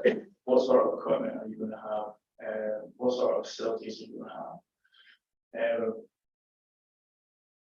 And yeah, I'll move on from that. I've already kind of alluded to it already. But yeah, very much keen to hear from academia, from RAS end users, from technology developers, because you can really help us in terms of defining some of the activities that we're doing. Again, we could not do this without industry. So that's the kind of RAS service piece, the investable business case that we're building. Nick will go through some of the detail on some of the, I guess, physical activity we've done. So the competency hub, when you refer to competency, you often think it's kind of human skill sets. That's not the case in this example. We're ultimately looking at the capability of the robot. So we are all encompassing, we are looking at air, we are looking at land, and we are looking at sea. In 2022, we did publicly tender for some work, and Skyports was successful in that. They've since demonstration, and we're actually due the results tomorrow. But the use case for what they're looking at is beyond visual line of sight payload delivery. So that there are certain companies that are really keen to have either ship to shore or field to field type deliveries of small payloads, whether that's things like cash, believe it or not, or documents, or maybe 3D printed parts. So really interesting work that they're doing, and yeah, Nick will touch on it later. You can see there's two big 2BCs on the land and sea. That's because in 2023 and 2024 we will start looking at other activity. I guess it is worth noting that we have done work with Tudor and we have done work with the National Robotics in the sea space. Still waiting on results, but we will likely this year and next year be doing more activity in the space. There'll be public tenders that the industry will be able to apply for. Ultimately, what we're trying to do here is understand the art of the possible. So by doing offshore demonstrations, hopefully from those lessons learned, we can start developing technical papers, and hopefully those technical papers then lead to best practice development. And that's something Nick can pass with. But by developing these best practices that will be public, hopefully that then starts to inform the development standards. Right, I think moving on. So I'm not going to go through this slide. I assume the slides will be shared for everyone's consumption later. So you can go through a bit more detail in terms of what we've done with Skyports. And again, to repeat myself, Nick will go through the detail of this in a bit. And then similar comments to Tudor and National Robotics. They were offshore a couple of weeks ago, so we're due the results of the technical paper from them imminently. And that's something, these are things that we're hoping to start sharing on our website for public consumption. Right, last piece, and probably the most complex piece, the data hub. So we've got three elements. We've got the data architecture, we have the shared analytics platform, and we have the high fidelity digital twin. Left-hand side data architecture, ultimately we've developed what we believe is an industry best practice approach. We're working with companies that are quite advanced in terms of their digital transformation, who have things like this already in place, but we're conscious that there's other companies out there that do not. So what we want to do is give this to industry to adopt so that it's one common approach. But ultimately this allows the robot to go off, do its job, obtain the data, and then it can upload it where it needs to be. And then that data can be stored, and then we can interrogate it through various environments, platforms in due course. Shared analytics platform. It's probably worth me noting there's two types of data within this project. So we've got payload data and we have performance data. Payload data are very much the inspection information that the robot's receiving. So it could be pictures of valves, pumps, gauges, corrosion, breakdown in coatings, for example. That's the payload data that we're hoping to bring back in. And the belief is that this is less sensitive data, so that operators of those assets are probably more inclined and more happy to share that information. But what we want to do is ultimately build a shared analytics platform where we can start doing artificial intelligence, machine learning on these data sets. And then we can start understanding things like corrosion trending over time, etc. And hopefully where we want to go in the future is develop, I guess, a digital marketplace. So we have these data sets available, so companies can come in, they can develop algorithms where hopefully they can start buying and selling that and making that, I guess, monetizing that for themselves. So one of the big operators can come in and go, right, well, I have this use case, I want to understand what the best algorithm for me is. They can benchmark against the marketplace, and then they can ultimately buy that product And I guess that opens things up. It doesn't have to be a large organization. It could be one or two people in a shed somewhere developing really smart individuals and developing something and ultimately getting paid for that service. It's got a TBC at the bottom because I've just shared with you the vision. We're still going through the kind of scoping of that, but that's a 2023 activity. The high fidelity digital twin. So I think everyone has their own terminology for what a digital twin is. Our terminology, the reason why we call it high fidelity is because we want to start going into, I guess, the nuts and the bolts and the bearings and the components and the motors of how a robot is interacting with its environment. So how are these components failing over time? And I guess it gives us a bit of a predictive maintenance capability. So that if something is out in the field, we know that that motor is going to fail after 1,000 actuations, for example. If we know it's close to that, we can bring it back in and we can get another one in the field, and then there's no disruption to offshore operations. I guess in a way you can say it's a bit of reliability modeling. And again, we have a TBC under that because we're still currently going through scoping. That's again a 2023 activity. So hopefully, in say fun time, we'll be able to share a lot more detail around what that is. So, I guess my key takeaway from this presentation is testing and certification sector. So you can remember I alluded to those 7 points. So the strategic outline business case that we did with industry and Deloitte listed out those 7 points. We believe that we can mitigate the majority of those barriers through something like this. So if we can have that dedicated centre for industrial offshore energy RAS, supported by the 2 technical hubs, our belief is we can get past a lot of those barriers and hopefully then start adopting and scaling up robotics for offshore energy. So what is this? Well, I guess my inspiration comes from the Aberdeen Maritime Museum, so I don't know if anyone's been in Aberdeen anything recently. But ultimately in that museum, they have an oil and gas rig in the middle of the floor. They have several floors that you can actually walk around it. There's a couple of things we can look at here, whether we go and build new or whether we rent out existing space or whether we can get a decommissioned asset. I guess there's a number of options, but we're conscious and we're well aware that there's many facilities around the UK. So we're not looking to duplicate effort. So we are currently conducting more studies to understand what's out there. But our belief is there's nothing at this scale. So yeah, that's what we're looking into right now.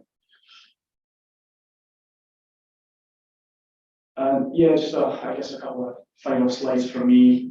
So this is a piece of work that's being conducted by the National Robotics at the moment.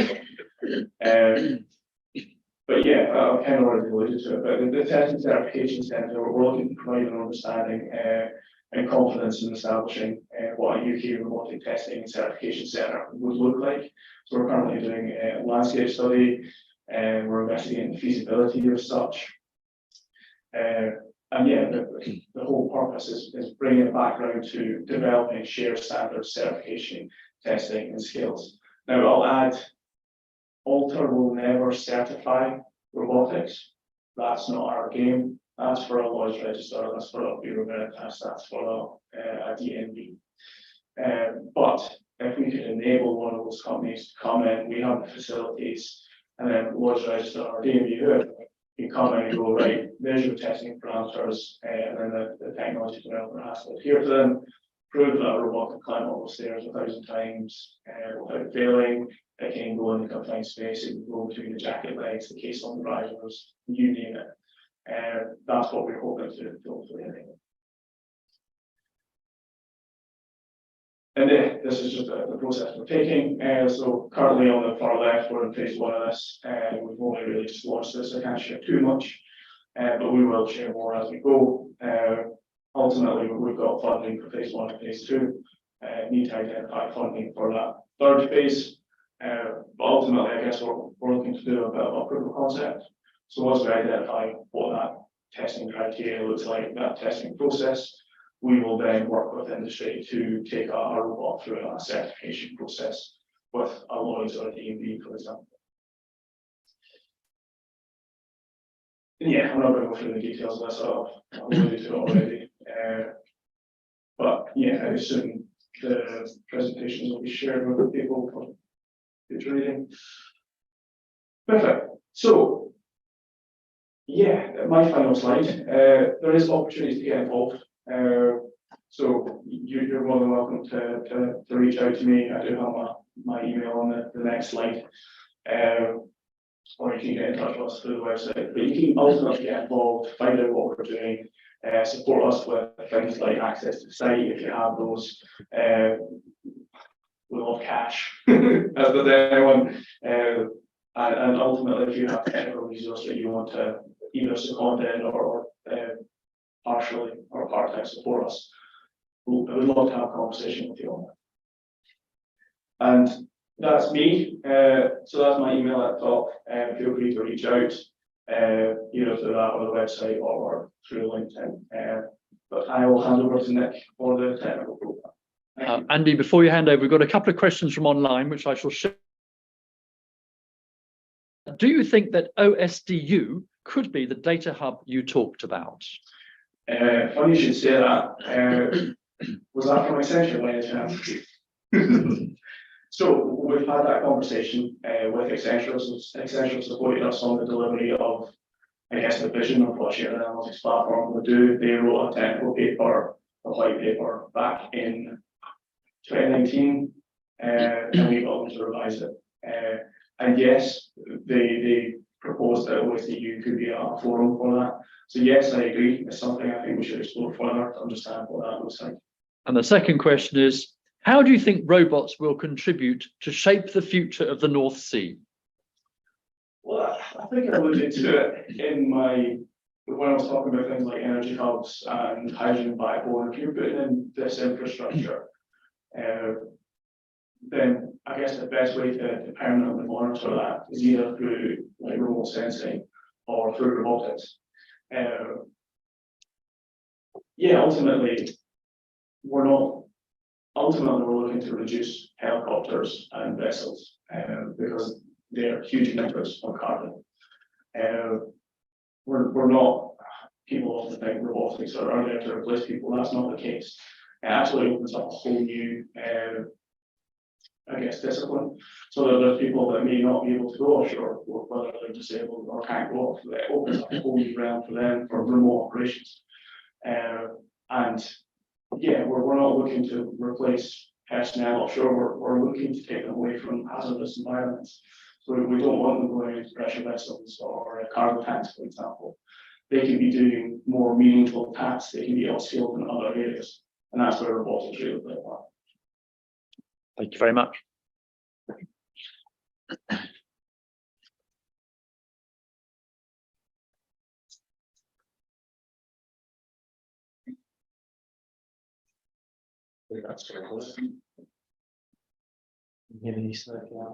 Yeah. Right.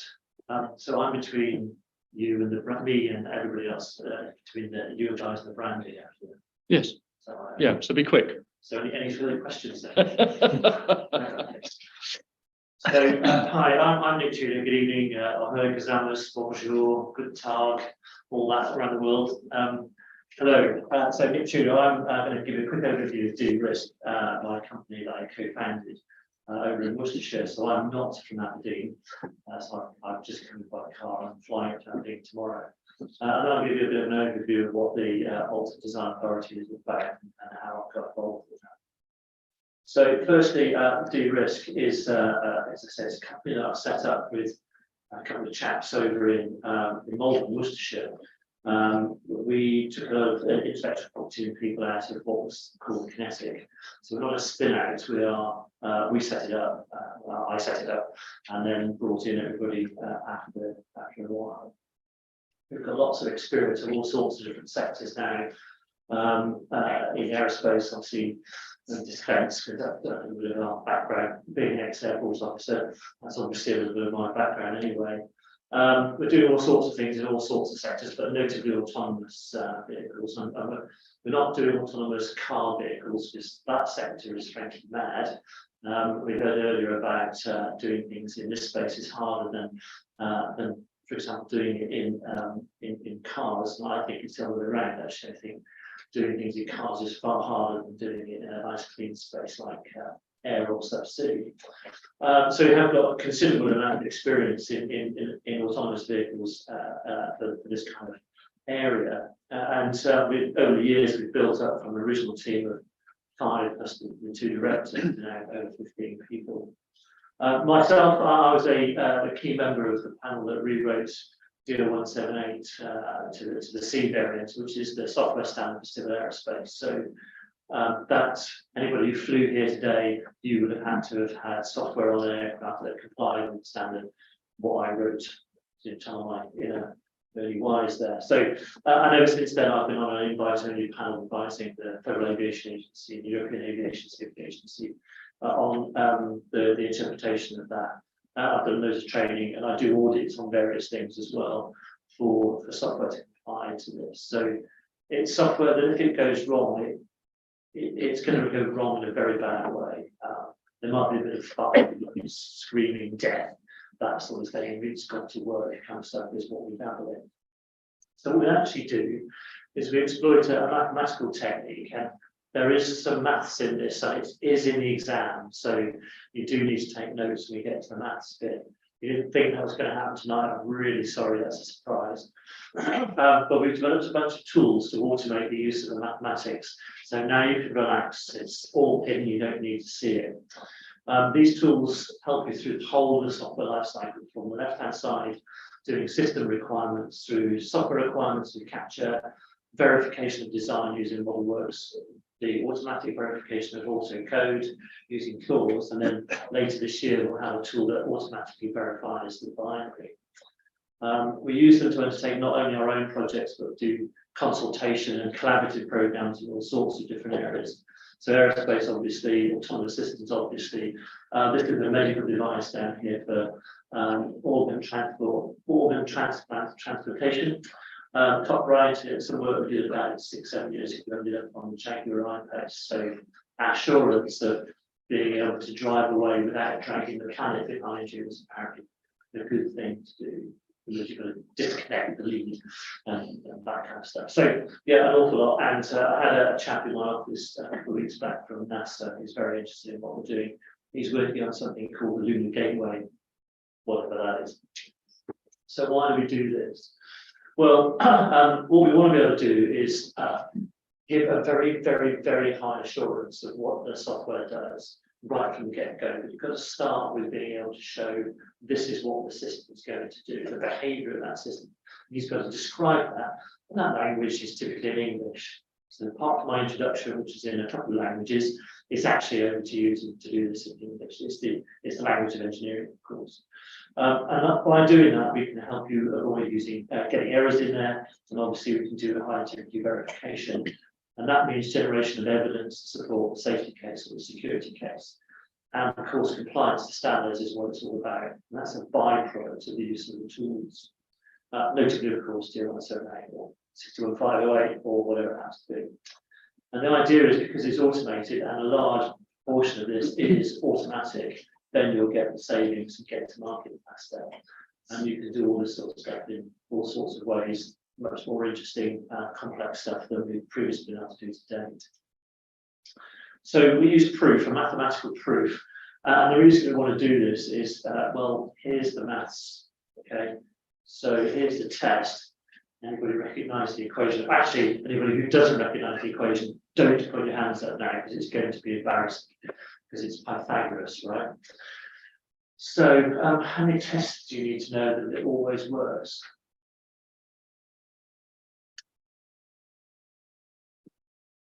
Infinity. So an infinite number of tests to show that this always works. Well, that's one answer. Or I could say none at all. Or you just do one and show that it works. For instance, Pythagoras didn't go around in Greece drawing triangles on the white wall there going, oh look, 3, 4, 5 works, let's draw some more and see if that works. And every time it did. Fantastic. How on earth did he draw one that said 1 square root of 2 to show that it was correct?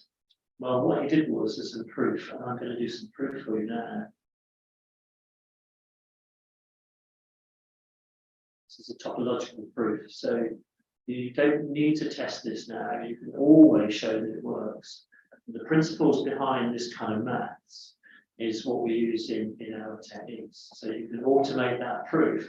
You no longer need to test it for verification. You do need to test it for validation. So in other words, I've built this thing right, but did I build the right thing in the first place? And that's what we need to get to, is what am I actually building here rather than how I build it. In terms of cost savings, it's that kind of curve that we can get. So quite a lot of savings. It's probably more than that, but we haven't yet gone through a trial apart from the bit that gets us to 25%, which is focused mostly on the bit to do with requirements and design verification. So that's what we do, and we've used those tools to develop some automatic, autonomous decision making for vehicles, and we've shown them we can get to comply with things like the rules of the air, always, rules of the sea, coal regs, always, and we've done some nuclear decommissioning stuff, and we've satisfied the regulator that that's going to do the things that they want it to do. But from an engineering perspective, that it won't do the things that they don't want it to do ever. Oh, by the way, when something goes wrong, what's the behaviour going to be? And those are the three things that the regulators really after. So which neatly brings me on to the aims of the technical programme for Alta. So the aim is really to set these benchmarks for the development use of reliable, on-demand, standardised, and I've dropped the robotics bit here, it's the autonomous systems bit that we're after. We've been doing robotics for years, we're building cars with them for decades. It's how do we get the autonomous bit into it? I'll try and give you what I mean by autonomous now. So to be very clear, my perspective on this, and being ex-military, I do know that there are some that are out there that are autonomous systems, they're called missiles. So we fire them and we forget them, and that's that done. What we're really after is something that we don't have to have 24/7 supervised automatic, which is what we are at the moment, largely speaking. So not everything I expect that. I accept that. The reason that we have to have it like this is because they're not allowed to be unsupervised.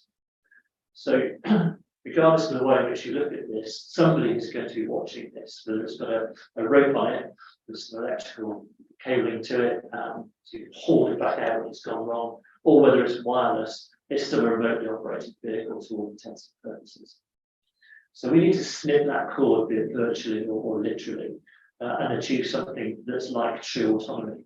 So as I was to say to you all in here now, I'd like you to go, yes, I'd like you to go and find out which room we're having operated. Yeah, you could probably do that. You can stand up, you can go out the door, you go down the stairs. But there's a little problem we didn't anticipate, and that is the door's locked and we haven't got a pass for it. Now you can program a computer to do all the things that you wanted it to do, apart from the bit that gets the door and it's locked, and then what it has to do is to phone home every time and say, what do you want to do? That gets a bit difficult if it's underwater because communications is difficult.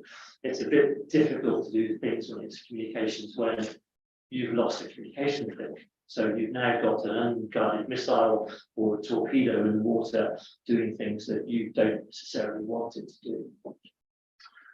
So to date, there's been plenty of one-offs, proof of concept studies that have been done, and what they tend to do is to focus on the bit of the technology that they want to show you, show how brilliant it is. And generally speaking, that is true. There is an awful lot that has been funded, it shouldn't, but there you go. First thing is jettisoned is safety. It's seen as being expensive, and to a large degree it is, and because the functionality of autonomous vehicles is largely vested in software, that means showing that the software is safe. Generally speaking, good luck with that. That's why I'm in business with dealers and I'm the CEO of that. It will slow innovation because we just need to get to something that works because that's in the milestone. We've got to show this to the project sponsors. The safety regime will catch up with me. I'm brilliant at what I'm doing. Of course, it's going to be safe. The safety regime will just revolve around me, and You have no idea how many times I've been in various forums where people stood up and said the safety regime stopped me doing from what I want to do. The regulator needs to understand how brilliant I am. My words, but that's what they're effectively saying. Or they'll come out with, well, we're worried about that. We need to. I'll spend all the money that I need to spend right now, and then we'll sort out safety later. The second thing that's jettisoned is reliability. So there's no strength in depth. So projects like which I've been involved, I say, so what happens if your DVL goes, your ability to assess your own vehicle speed? Oh, we just go to service. Well, that's not exactly persistent, something that will have to be at 3,000 meters deep. Good luck, something that as a service. So it's again, it seems expensive and slow innovation, and others have reliability problems. We'll sort that out when we get there. We'll worry about it when we need to, but we're going to do this one deep kind of stuff all the time. So the question is, when's the time to worry about that? Well, if you need to provide a service, I suggest it's probably pretty soon. There's an overarching little issue here, though. There's a little problem we have to worry about, and that's the law. So the legislation is there for safety purposes, obviously, and we'll come back to that in a second. But underneath that is regulation. And regulation enables you to comply with the law. Reliability is generally about regulation. It should not necessarily do with law. So let's have a look at the law and the rules. So unfortunately, as it stands right now, ICAO in Montreal, and of course the IMO just down the road, they all say that there's got to be somebody in control of the vehicle, and that's their blame somebody when it all goes wrong. So according to the law, you can't do autonomy. Any questions? Okay, so that's international law. So, however, the law has obviously got to catch up in some way, shape, or form here, but it should be based on the art of the possible, not just on some fad that's been going around for the last 15 years or so. It's got to be good law. We don't want bad law. So, what we really need to understand is what the art of the possible is, and what's the roadmap from where we are now to what we need it to be in the future. And not to get out there and do the law kind of journey. Underneath that is a bunch of regulators who's talked about. They don't, believe it or not, the regulators don't want to regulate. Sounds kind of weird, but they don't want to add regulation to what they're doing already. They've got enough on their plate. They really are very, very busy people, and they really don't want to regulate any further than they need to. So turning up the stuff that actually complies with existing regulation is a big tick. Thank you very much. Don't get me to try and do some new regulation. And for everybody else's interests in the room here and online, none of us want extra regulation. We don't really need it. So what they need to understand is what the art of the possible is, shockingly enough. That means we all do, really. And we as industry, it's up to us as industry to actually set those benchmarks. It's us to say what we think is good enough and then ask to be regulated. Not, we don't quite understand how to do this, but I think we should have some regulation. And I unfortunately see an awful lot of the latter rather than the former. So if we don't have good law and we don't have good regulation, we haven't got an industry, and it's going to take an awful lot of time to unpick all that. So we, as industry, bear a very large portion of the responsibility of defining what good enough looks like. So there's a conversation then that has between the offshore industry and all those funky autonomous systems developers out there. They go something like this: I'm a responsible asset owner. I'm not going to buy anything that does exactly what I want it to do. Reed also doesn't do the things I don't want it to do. So what do you want it to do then? I don't know. What can be done by an autonomous system? Show me something. And here we get lots of proof of concept studies saying, oh, my autonomous system does this. Oh, that's good. Yeah. Thanks for that. I'm spending all that money on this. I'd also like it to do this. Well, autonomous now does that at this, at this. Maybe I'll like to be at this as well. And it's got to be painted green. And what's going on is there's an awful lot of money being spent and time's going by on this. Sat in the middle of all this, as a regulator who's going, well, what do you want me to do? So we've got to cut that circle in some way, shape, or form. So what we're doing in the design authority is with all the membership of the design authority. So we all agree here, and we all set up a competition to try and understand the art of possible. So the offshore industry says, I want to see something that does something like this if it's possible. It's a collective agreement to get collective knowledge. So it's no longer just a Total or no longer a BP or an Equinor or whoever. Everybody gets to see this. Everybody. So they all know what good enough looks like, or all agree that it's not good enough and we have to do something about it. And that's the power we're trying to do here. All the results are going to be acceptable, good or bad, but at least we all understand now there's not one spike over here, there's something with it. There's no that doesn't. From the demonstration perspective, that they've all got to provide some insight into what capabilities are, the new capabilities, things that people haven't seen before, and that's what we're really looking for out of anything that we do in the competition. But we also wanted to identify any barriers that need to be overcome to get to full autonomy with the first use of inverted commas there. Sorry about that. And that roadmap has to be open and available. Of course, from the particular developer that we get to use this, that's their view of life. That gets passed around and will be commented on by the rest of the design authority and say, yeah, we agree with this, or we don't. We think there's a bit missing, or that's not quite right, that's not the technology solution, or whatever it happens to be. But the roadmap has a lot of valid views that gets put onto it. Now, what we've got is a agreed roadmap across the industry, and this is how to get this done. And that includes, obviously, it's open to the developers as well as the offshore industry. So we've got a roadmap, great. Now we can cost it. Once we've costed it, of course, we can now fund it, or we can target people to fund it if you like, or people can volunteer to fund it because there's a need for it. And that means that all the stakeholders can be engaged in trying to make it a reality. And I mean all the stakeholders actually, so obviously the collections. So the costed bit is now how much and how you're going to do this. Well, great. What is it you're going to get it to do? Well, what everybody needs to know, and it's very carefully hidden by everybody that I've spoken to so far, bar that's a couple which I won't talk about in public, but we need to know what the business case is. So just like, I don't know, a British Airways goes to a Boeing or an Airbus, or goes to the market and says, I want to fly 1,000 people in an aircraft, and I want to fly 10,000 miles, and I want to do it using 50 gallons of fuel over. You can do that. It will take you 2 weeks to get there because it's called an air balloon. And they'll go, that's not what I want. So you have this iterative process of going round and round and round. But what we want from the offshore industry is what do you actually want us to do? So if we had the possibility of turning up with an autonomous air vehicle or a subsea, whatever it has to be, how far do you need the vehicle to go? That tells me something about the size of the fuel reserves that I need to be able to do. How often do you want it to happen? Is it once a year? There's no market. Is it twice a day? No. We need to be a bit interested. How heavy is this load going to be? Is it literally just a few documents, or is it a 40 kilo something or other, or is it a whole gearbox or a turbine that you wanted to carry? How big is this thing going to be? And my first tour in the Air Force was to do with Hercules aircraft.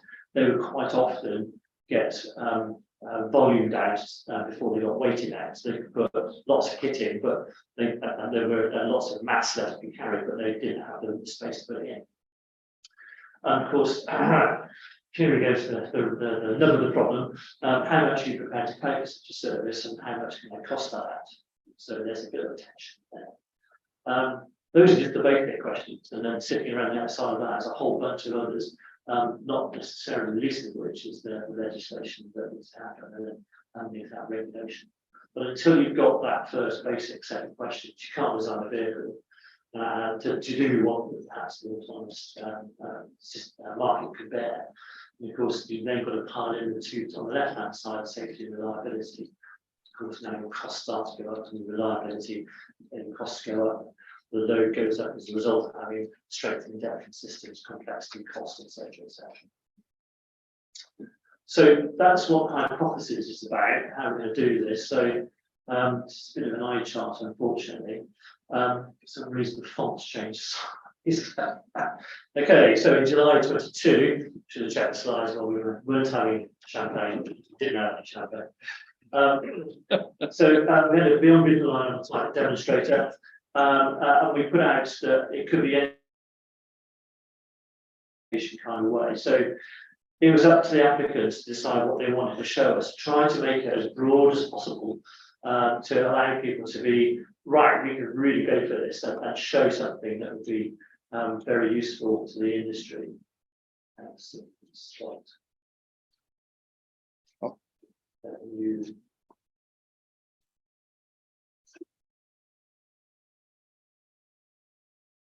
right. Yes, it's all gone very wrong with the font. Right, so so that list was says, as it says, is largely technology focused for demonstration purposes, but the whole point of this is the applicant must provide a justification as to why what they're proposing meets a market need. And it's all about meeting the market need. It's not about the technology demonstration. So after a competition, Sky Ports were down selected and put on contract beginning of September. Well, sorry, by the end of September. The first demo was actually aligned with something they were already doing around Montrose area for the National Health Service, and they were transporting samples for testing, biosamples for testing. There was a bunch of offshore companies. I think it was at least 5 different companies witnessed that, both on site and with some subsequent presentations that were done. And they'd all seen capability that they were previously unaware of. And bearing in mind that most of these companies have had in some way, shape or form all funded their own programs in robotics, and some of them specifically to do with air. And they were seeing things that they didn't think possible. So the point about this program is to bring them together to say, by the way, this is possible, and now you all benefit, and that's the whole point of this. The main demonstration, though, took place in the south of England, a place called Airfield, just south of on the Lisbon Peninsula. The aim of this, from my perspective, and we had a long discussion with them about this, was I'm very convinced that you can fly an airplane. I've seen it happen usually in Montrose. Well done. Lots of people fly airplanes, and it's all very exciting at the time. What I'm really interested in is thrashing it. I want to see it fail. I want to understand what happens when something goes wrong.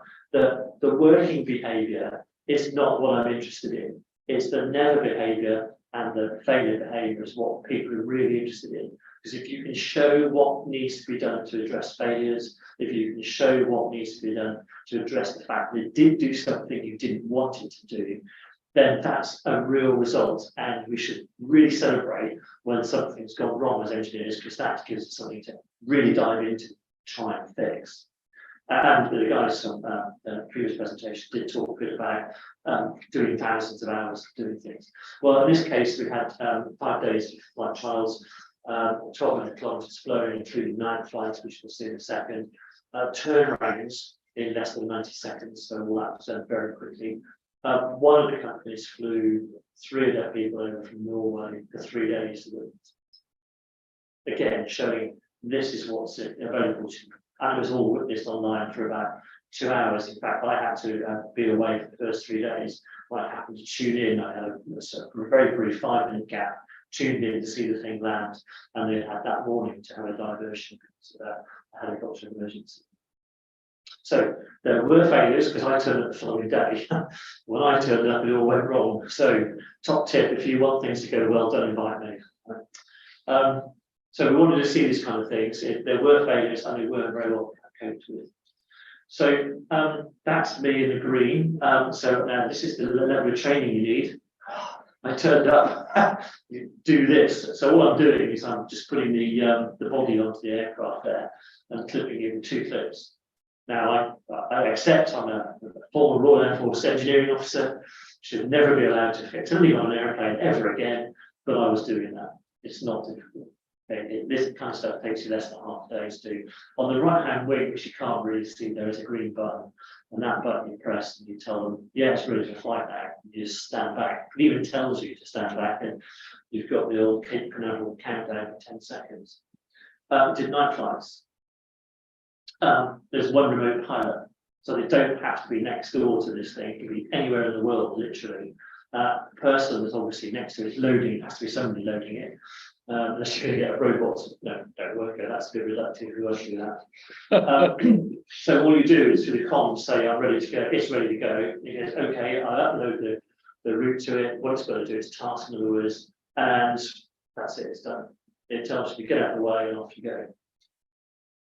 There's a whole bunch, unfortunately, at the moment, because of the law and the regulation that sits underneath that, there's a whole bunch of approvals that takes a very, very long time to get. But what we're really looking at is the practices and procedures that sit around this in order to get those approvals, and that takes a lot of time and effort to get to the point where you're allowed to do this kind of flight trial, even in a safety zone, a danger area like this. So this is a night flight, obviously. It just takes off. The QR code on the floor, it goes vertical. This is just the capability of an aircraft. So the Sky Ports airplane, it's something they bought in, have the capability they want. It gets the height, it sorts out its own wind, etc., and off it goes out over the sea to do this flight trial. This particular one was flicking between direct line of sight communications and SATCOMs, so it's going backwards and forwards, exercising that aspect. And disappears into the night, never to be seen again, until it comes back, of course, after doing some sort of 70 kilometers of flying. Now, this comes in a GPS to the point where it wants it to be landing, and then it sort of sits there and hovers for a while. It's wingborne flight going into hover flight, obviously. And then when it's picked up the QR code, the red and green lights come on, and it says, right, I've now found a landing spot, and it will land using the QR code. There's a failure mechanism that if it doesn't pick it up, it will try and land on GPS. If not, there's some of the backup stuff that goes with that as well. Now, there were issues with this. There were some failures, again, that will be documented. There's things that now need to be done as a result. So again, there's some one deep kind of things that go on here that needs to be strengthened in depth. And that's the kind of learning that needs to be out there. It's okay if you want to do something that's like this, it's only 6 kilos as a payload, then these are the implications. If you want to go bigger than this, and people do, then there's an awful lot of learning you can pick up from this and apply it to a bigger aircraft. And even from this, you can apply it into the sea surface, certainly, domain as well. Things like architectures, things like the systems, not the specifics of a sonar, obviously, but you need to have these kind of depth that goes on to it. So on Thursday, we'll have a presentation by Skyports to the DA and have a roadmap that comes from that particular process that we've just been through. As a result of this, a number of offshore companies are now looking to collaborate together through Alta to do more sponsored learning. So the idea is not to pay a company to have a service lead. That's definitely not what it's all about. Is to say, right, if we're going to do this a bit further, then we're happy to be the point, the contracting point, so that all the learning can be given out to whoever in order to be able to do this. That's what we're after, is the benchmarks, not interested in funding through public money, a service that gets set up, in this case, obviously, by Skyports. Everybody else should have a crack at it. But it's up to the offshore industry now, and they are turning up with their wallets open. So the aim of what we're trying to do with Alta is actually happening, which is fantastic, absolutely fantastic. We're not there yet, obviously. We haven't got to the point of being able to convince the regulators that what this is doing is good enough. But the offshore industry is saying, aha, now I can see a route to doing this. And they, with the weight of the offshore industry, can go to the regulators and say, we think this is good enough.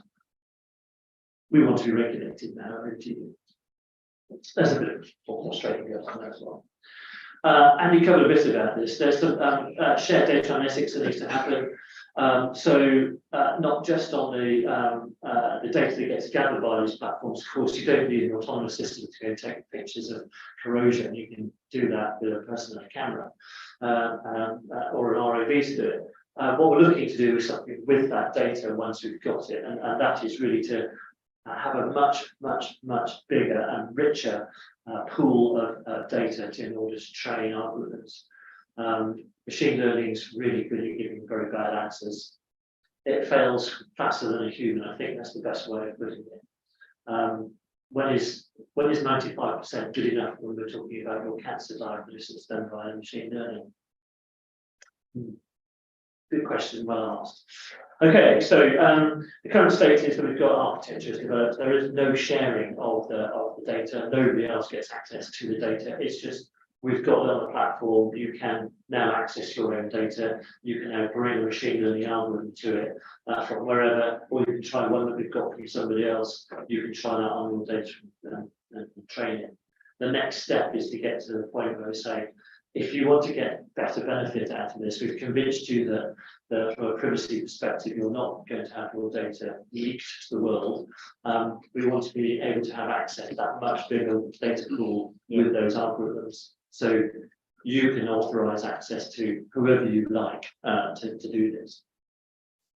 So that's what that's all about. Andy talked a lot about the Test and Certification Centre. It's going to cover everything as the aim. That might get subsetted down to something that's actually relevant to a specific area, a specific sector. It won't do certification. There's no insurance company in the world that's going to take on the ability to do certification for a company to do that. It has to be somebody who's actually a body that's set up to do that properly. But what it's all about is being able to say, here's a standard, consistent approach to being able to say, this is good enough. And therefore you can set your own benchmarks and go to the regulators, to the insurance company, whoever it needs to be, to actually say, right, here's my certificate that I've got from the test centre. Now will you take me out and say that this has been quite past this series of benchmarks that we think is good enough as the industry. By centralising it, of course, that obviously lowers operating costs. And as far as it stands at the moment, the location is very much TBD. Of course, depends on what we go for. So future work, very shortly, we'll be talking about exactly how and when we're going to be doing another call. It's likely to be for, let's say, the sea environment as opposed to land. It'll be a surface or subsurface, again, TBD. We might go really wild and say what we want is a space-based asset that comes into the atmosphere, that lands in the water, goes subsurface. No, we won't do that. No, we're definitely not doing that. Who was that who said that earlier? Well, I read out some of the questions. I've seen Thunderbirds, and that doesn't happen. Okay, it's this high. So we'll do something that may, for example, have a surface vehicle with some air vehicles on it, or something like that. But we'll see. And again, as the funding comes through, and if people see that this is good, then there's obviously further potential for air-based calls to come out as well, get things out to the wider community. The whole point, and I'll emphasise this, is that it's not there to favour one company. It's there to extract the learning for the community at large, and the companies then can make of it what they wish as they go through. The other part of this is to understand and actually extract what's the business case for autonomous systems. Because as it stands at the moment, I don't think there is one. Discuss. Okay. So the design authority is trying to bridge the gap between all those the user community, the developers, and potentially the regulators. And that conversation is happening. There are very good things coming out as a result. We've got Deloitte doing their studies for various aspects of this. I'm demonstrating that there is a consistent and persistent aspect that's needed to these systems. And until you can address the persistence of the behaviour, phoning home every time something goes wrong is simply not good enough. That's the end of your service provision. If you start smashing into things, or let alone damaging people or killing them, then you haven't got service provision. And in order to build all that comes at a price, however, into a price and a service offering which we don't understand yet. The community doesn't understand that yet. We all think there's something there, but convince us, please. So, in order to plug the numbers again, I'll just say we need to do the LinkedIn thing, please. If you follow Alter, by all means follow Do-Risk, because I'm out there as well with Do-Risk in my own personal LinkedIn. By all means do that. But Alter Robotics Autonomous Systems on LinkedIn, please. And obviously, if you want to follow up directly with supporting this, please get in touch with Andy directly. Thank you very much. Well, thank you. Thank you very much. I'm waving this around, hoping that somebody would like to ask a question. I've got, of course, several questions, but have a think about it while I ask. Where's the brandy? Was that the one? Yeah, that's coming. That's coming. I don't have any more questions online yet. So if you've got questions, then please pop them in now. I've got a couple of things that are quite disparate, but the first observation I had was when your that drone came back, it wasn't showing lights until it then changed into a mode where it said I'm ready to land. Yeah. So what the rules of the air are, there were lights on. Yeah, Okay, so the rules of the air were being complied with. CEA were involved, and also for that matter, was there any communication with the operator and the CAA at the same time, or with air traffic control, or how did that work? So it's a danger area. I saw it was a danger area. Yeah. So everything that was in that danger area is controlled by the pilot. Okay. Locally, there's no traffic control. No, because you're in a G. So yeah. Yes. Yeah. So locally, there was no traffic control because it's the Royal Naval Air Base, landing base for okay. the control drones, so helicopters coming out at the time. Yeah.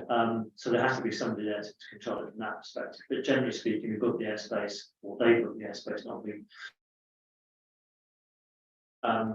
It's only when it gets to the point where they say, "Can you stop?" Because that's it. All right, but my point is therefore not knowing that was the reason you had there. But if you now take it into the rest of the UK or Europe, where the rules of the air or ESA start to apply, then what happens with your autonomous vehicle, which ultimately somebody, whoever's controlling that airspace, needs to talk to somebody to say, I'm letting you in, or I'm not letting you in. And so there's an awful lot of discussion still to be had. So, for example, I understand that. So there's the caveat for the internet. I understand that there is already a case to set up what's called a transponder mandatory zone, TMZ. Yeah. Or if you're American, TMZ. Yes. So TMZ transponder mandatory zone. So they know how to set those up. Well, just say it's not difficult, because what you do is you draw a three-dimensional box over where you want it to be. Great. Yeah. Now, TMZ. Yes. How do you get into that? Yes. How do you get out of that? What are the rules of behaviour when you're in it?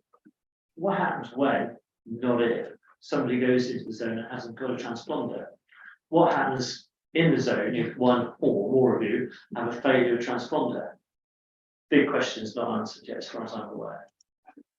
They may be being answered, but there's an awful lot going on in this space. So we know how to do certain bits of that, and there's certain standards of things that are coming out now saying this is what you're going to have for a transponder, the various systems that you're going to have on board. But it's still the rules of behaviour are not sorted. And of course, what we don't want is bad regulation. Yeah. We need to think an awful lot about what good looks like here, and that's not set up yet. Well, I mean, all right. I mean, I'm particularly interested in this, as a trainee pilot, but the rules are there. I mean, you've got a full body of international and national legislation, which you have to comply with. Yeah. And so you say the regulations, but you have to comply with that regulation. Correct. And that's, you're not even beginning to see that, as far as I could see, in this proof of concept. So what was specifically shown by that programme that was put by Skyforce did not have anything like that on it. It's a small aircraft. The more you have to have capability on the airplane, the bigger the airplane is going to be. Now, underneath the current approach is about, unfortunately, it's very bad. Again, talk about bad regulation, they've adopted something called SORA in the EASA, which was a knee-jerk distance, and there's a long story behind that. Yeah. There's at least two brands or gin and tonics to tell you the story behind that. But SORA is out there and it's being used. It's basically got three categories. The open category, which is your toys that you can go buy, but you still have to go and pass the test at CAA. Then you've got specific categories, the bigger aircraft. There's all sorts of things like going with crowds, maybe different categories in that. And then you've got what's called the certified category, and there's no indication of what's in the certified category because it requires a certification specification. In the same way, they need to have a certification specification for a Cessna to an Airbus, and there are different certification specifications to them as there are for helicopters. So until you have a CS for an unmanned air system, good luck. And we're going to have to be, for these kind of vehicles to go offshore that are going to carry 40 kilos, 400 kilos, 10,000 kilometer sort of. And the more you think range, about it, they're and going to then, be certified. They're going to have to be certified. and then you've got the maintenance certifications and all those legislations to make sure. And then you've got the engineers who've got to be able to certify, and all they have to qualify. So underneath all that, It's a nightmare. I'm going to cut it short in a second. Yeah. Underneath all that, and one of the things that is not in this slide deck, but we have actually got the first start of looking at CS23, which is the certification specification for things like pipe and assessments, those kind of aircraft. And we are going through that, and we're going, this applies to an unmanned air vehicle because it should do, and we'll justify that. This doesn't apply, full stop. Well, there's no need, for example, to have oxygen generation on board, is there? Shocker. So that just doesn't apply. Or this applies, but it needs to change, and it's like this. So we 3 categories, and then there'll be a suggestion of what else needs to be done as the 4th category that's additional. And that's the piece of work that's being undertaken right now. Thank you. Right. Are there any other questions? Anyone wants to pitch in on the subject matter here? Okay, well, if you don't, and there's still no questions here, can you go back, can you talk about the beginning of your own introduction when you talked about 5 pieces of software? There's 5 tools, yeah. 5 tools. I wonder if you could just say a bit more about those, because they were quite fascinating, and you didn't seem to apply those. We didn't explicitly apply those in the rest of the presentation. I wonder whether you wanted to take the opportunity to. They're separate. I was just giving you an overview of what I do in my day job, as opposed to. Okay, all right. So that wasn't particularly relevant. It's just another issue. Yeah. To de-risk Okay. my company. Okay, all right. So that's can be the subject of a separate presentation altogether then. By all means. Yeah. Okay, all right. Okay. I encourage again anybody who's online, if you want to ask a question. I don't have any more at the moment come through. Those tools have been used in autonomous systems, though. Yeah. To create less security. And we will be using them in the future to assure the behaviour of software that goes into that kind of aircraft. I'm going to announce it now because even though I've got the paperwork, I'm starting a program on the 1st of April with a Canadian company. Yeah. To do some sea-based stuff, sea surface-based stuff. Right. Okay. You heard it here first. Thank you. Again, offshore, so. Yeah. Okay. Are there any? Yeah. Okay. We have a question from Sarah. I'll work this for you. You have to press this enough time for them to go through.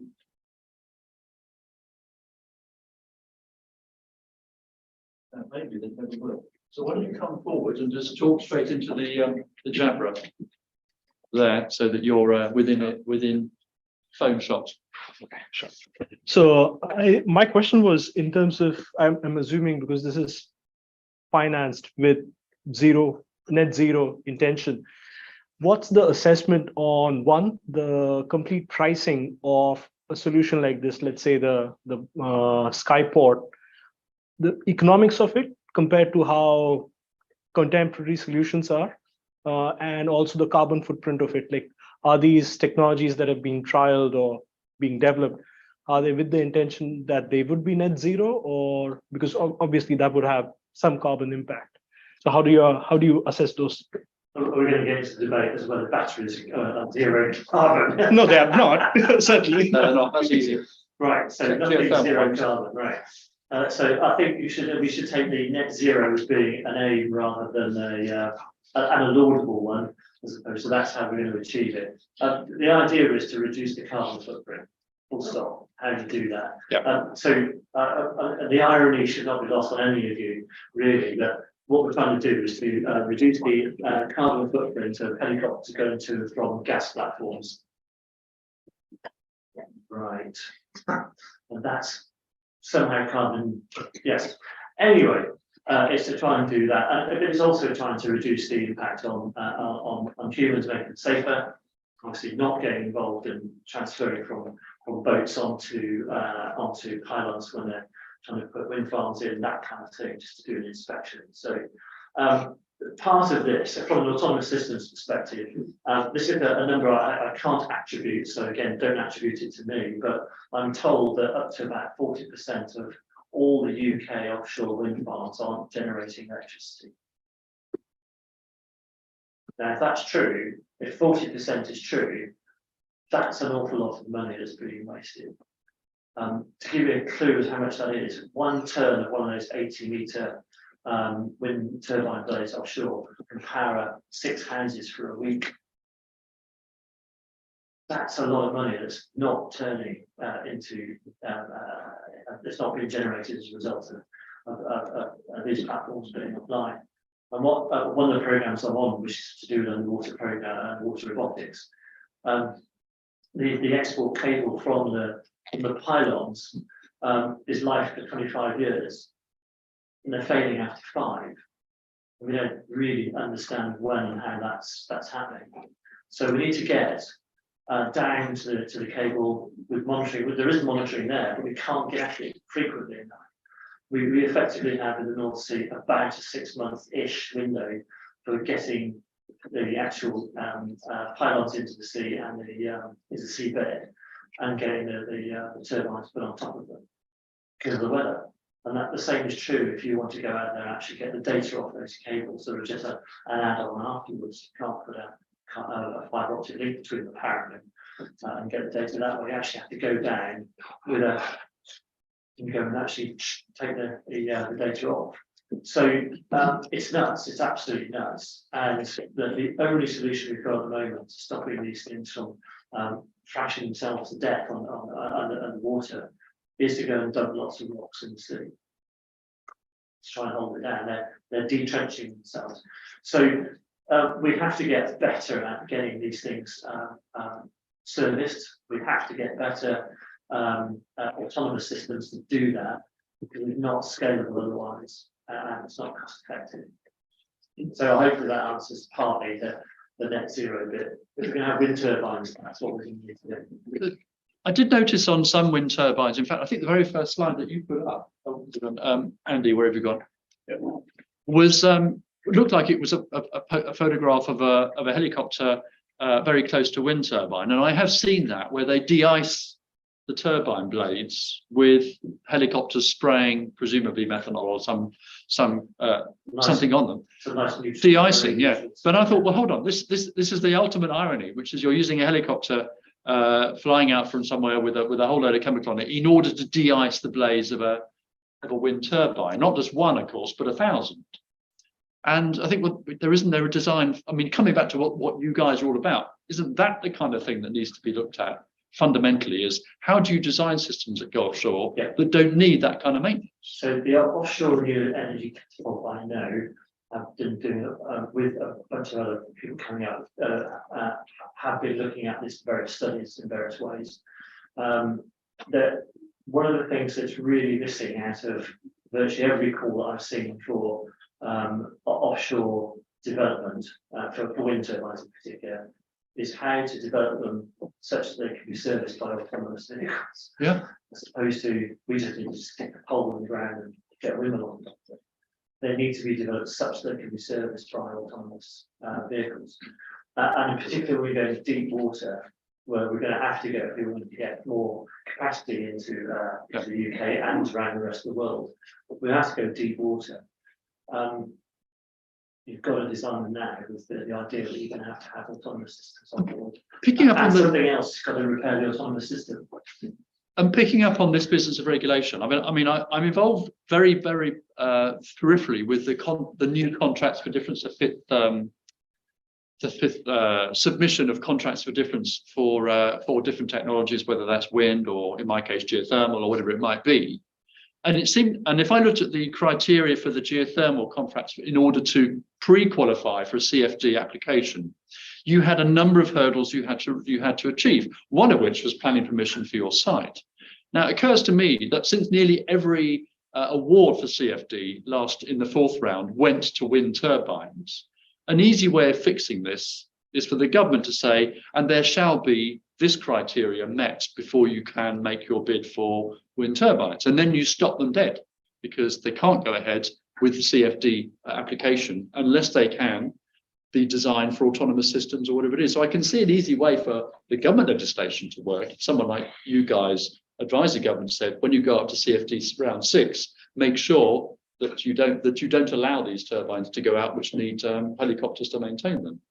It's designed for maintenance, is what I'm really saying. It's not, Yeah. That's what it's all But about. you've got the lever, because Yeah. those turbines don't go ahead without a CFD contract in place. And that's the key point. So the subsidy for the government is what makes them economic. Yeah. And so you've got the lever you need just to say, guys, easy to do. If you wanted to see what the market's like, I'm going to wrap up with this. I had a look at what's going on in the US. They've got almost no offshore wind. It's remarkable. Well, they've got shale oil, right? Plenty of gas and stuff that's coming out of the US, but there's a big push now to do that. Obviously, you've heard about Biden's injection, right? IRA. Trillion or whatever it's called. Inflation reduction. Yeah, so lots and lots of money going into it. The plan is to go from where they are at the moment, which is around about 40 gigawatts offshore generation to three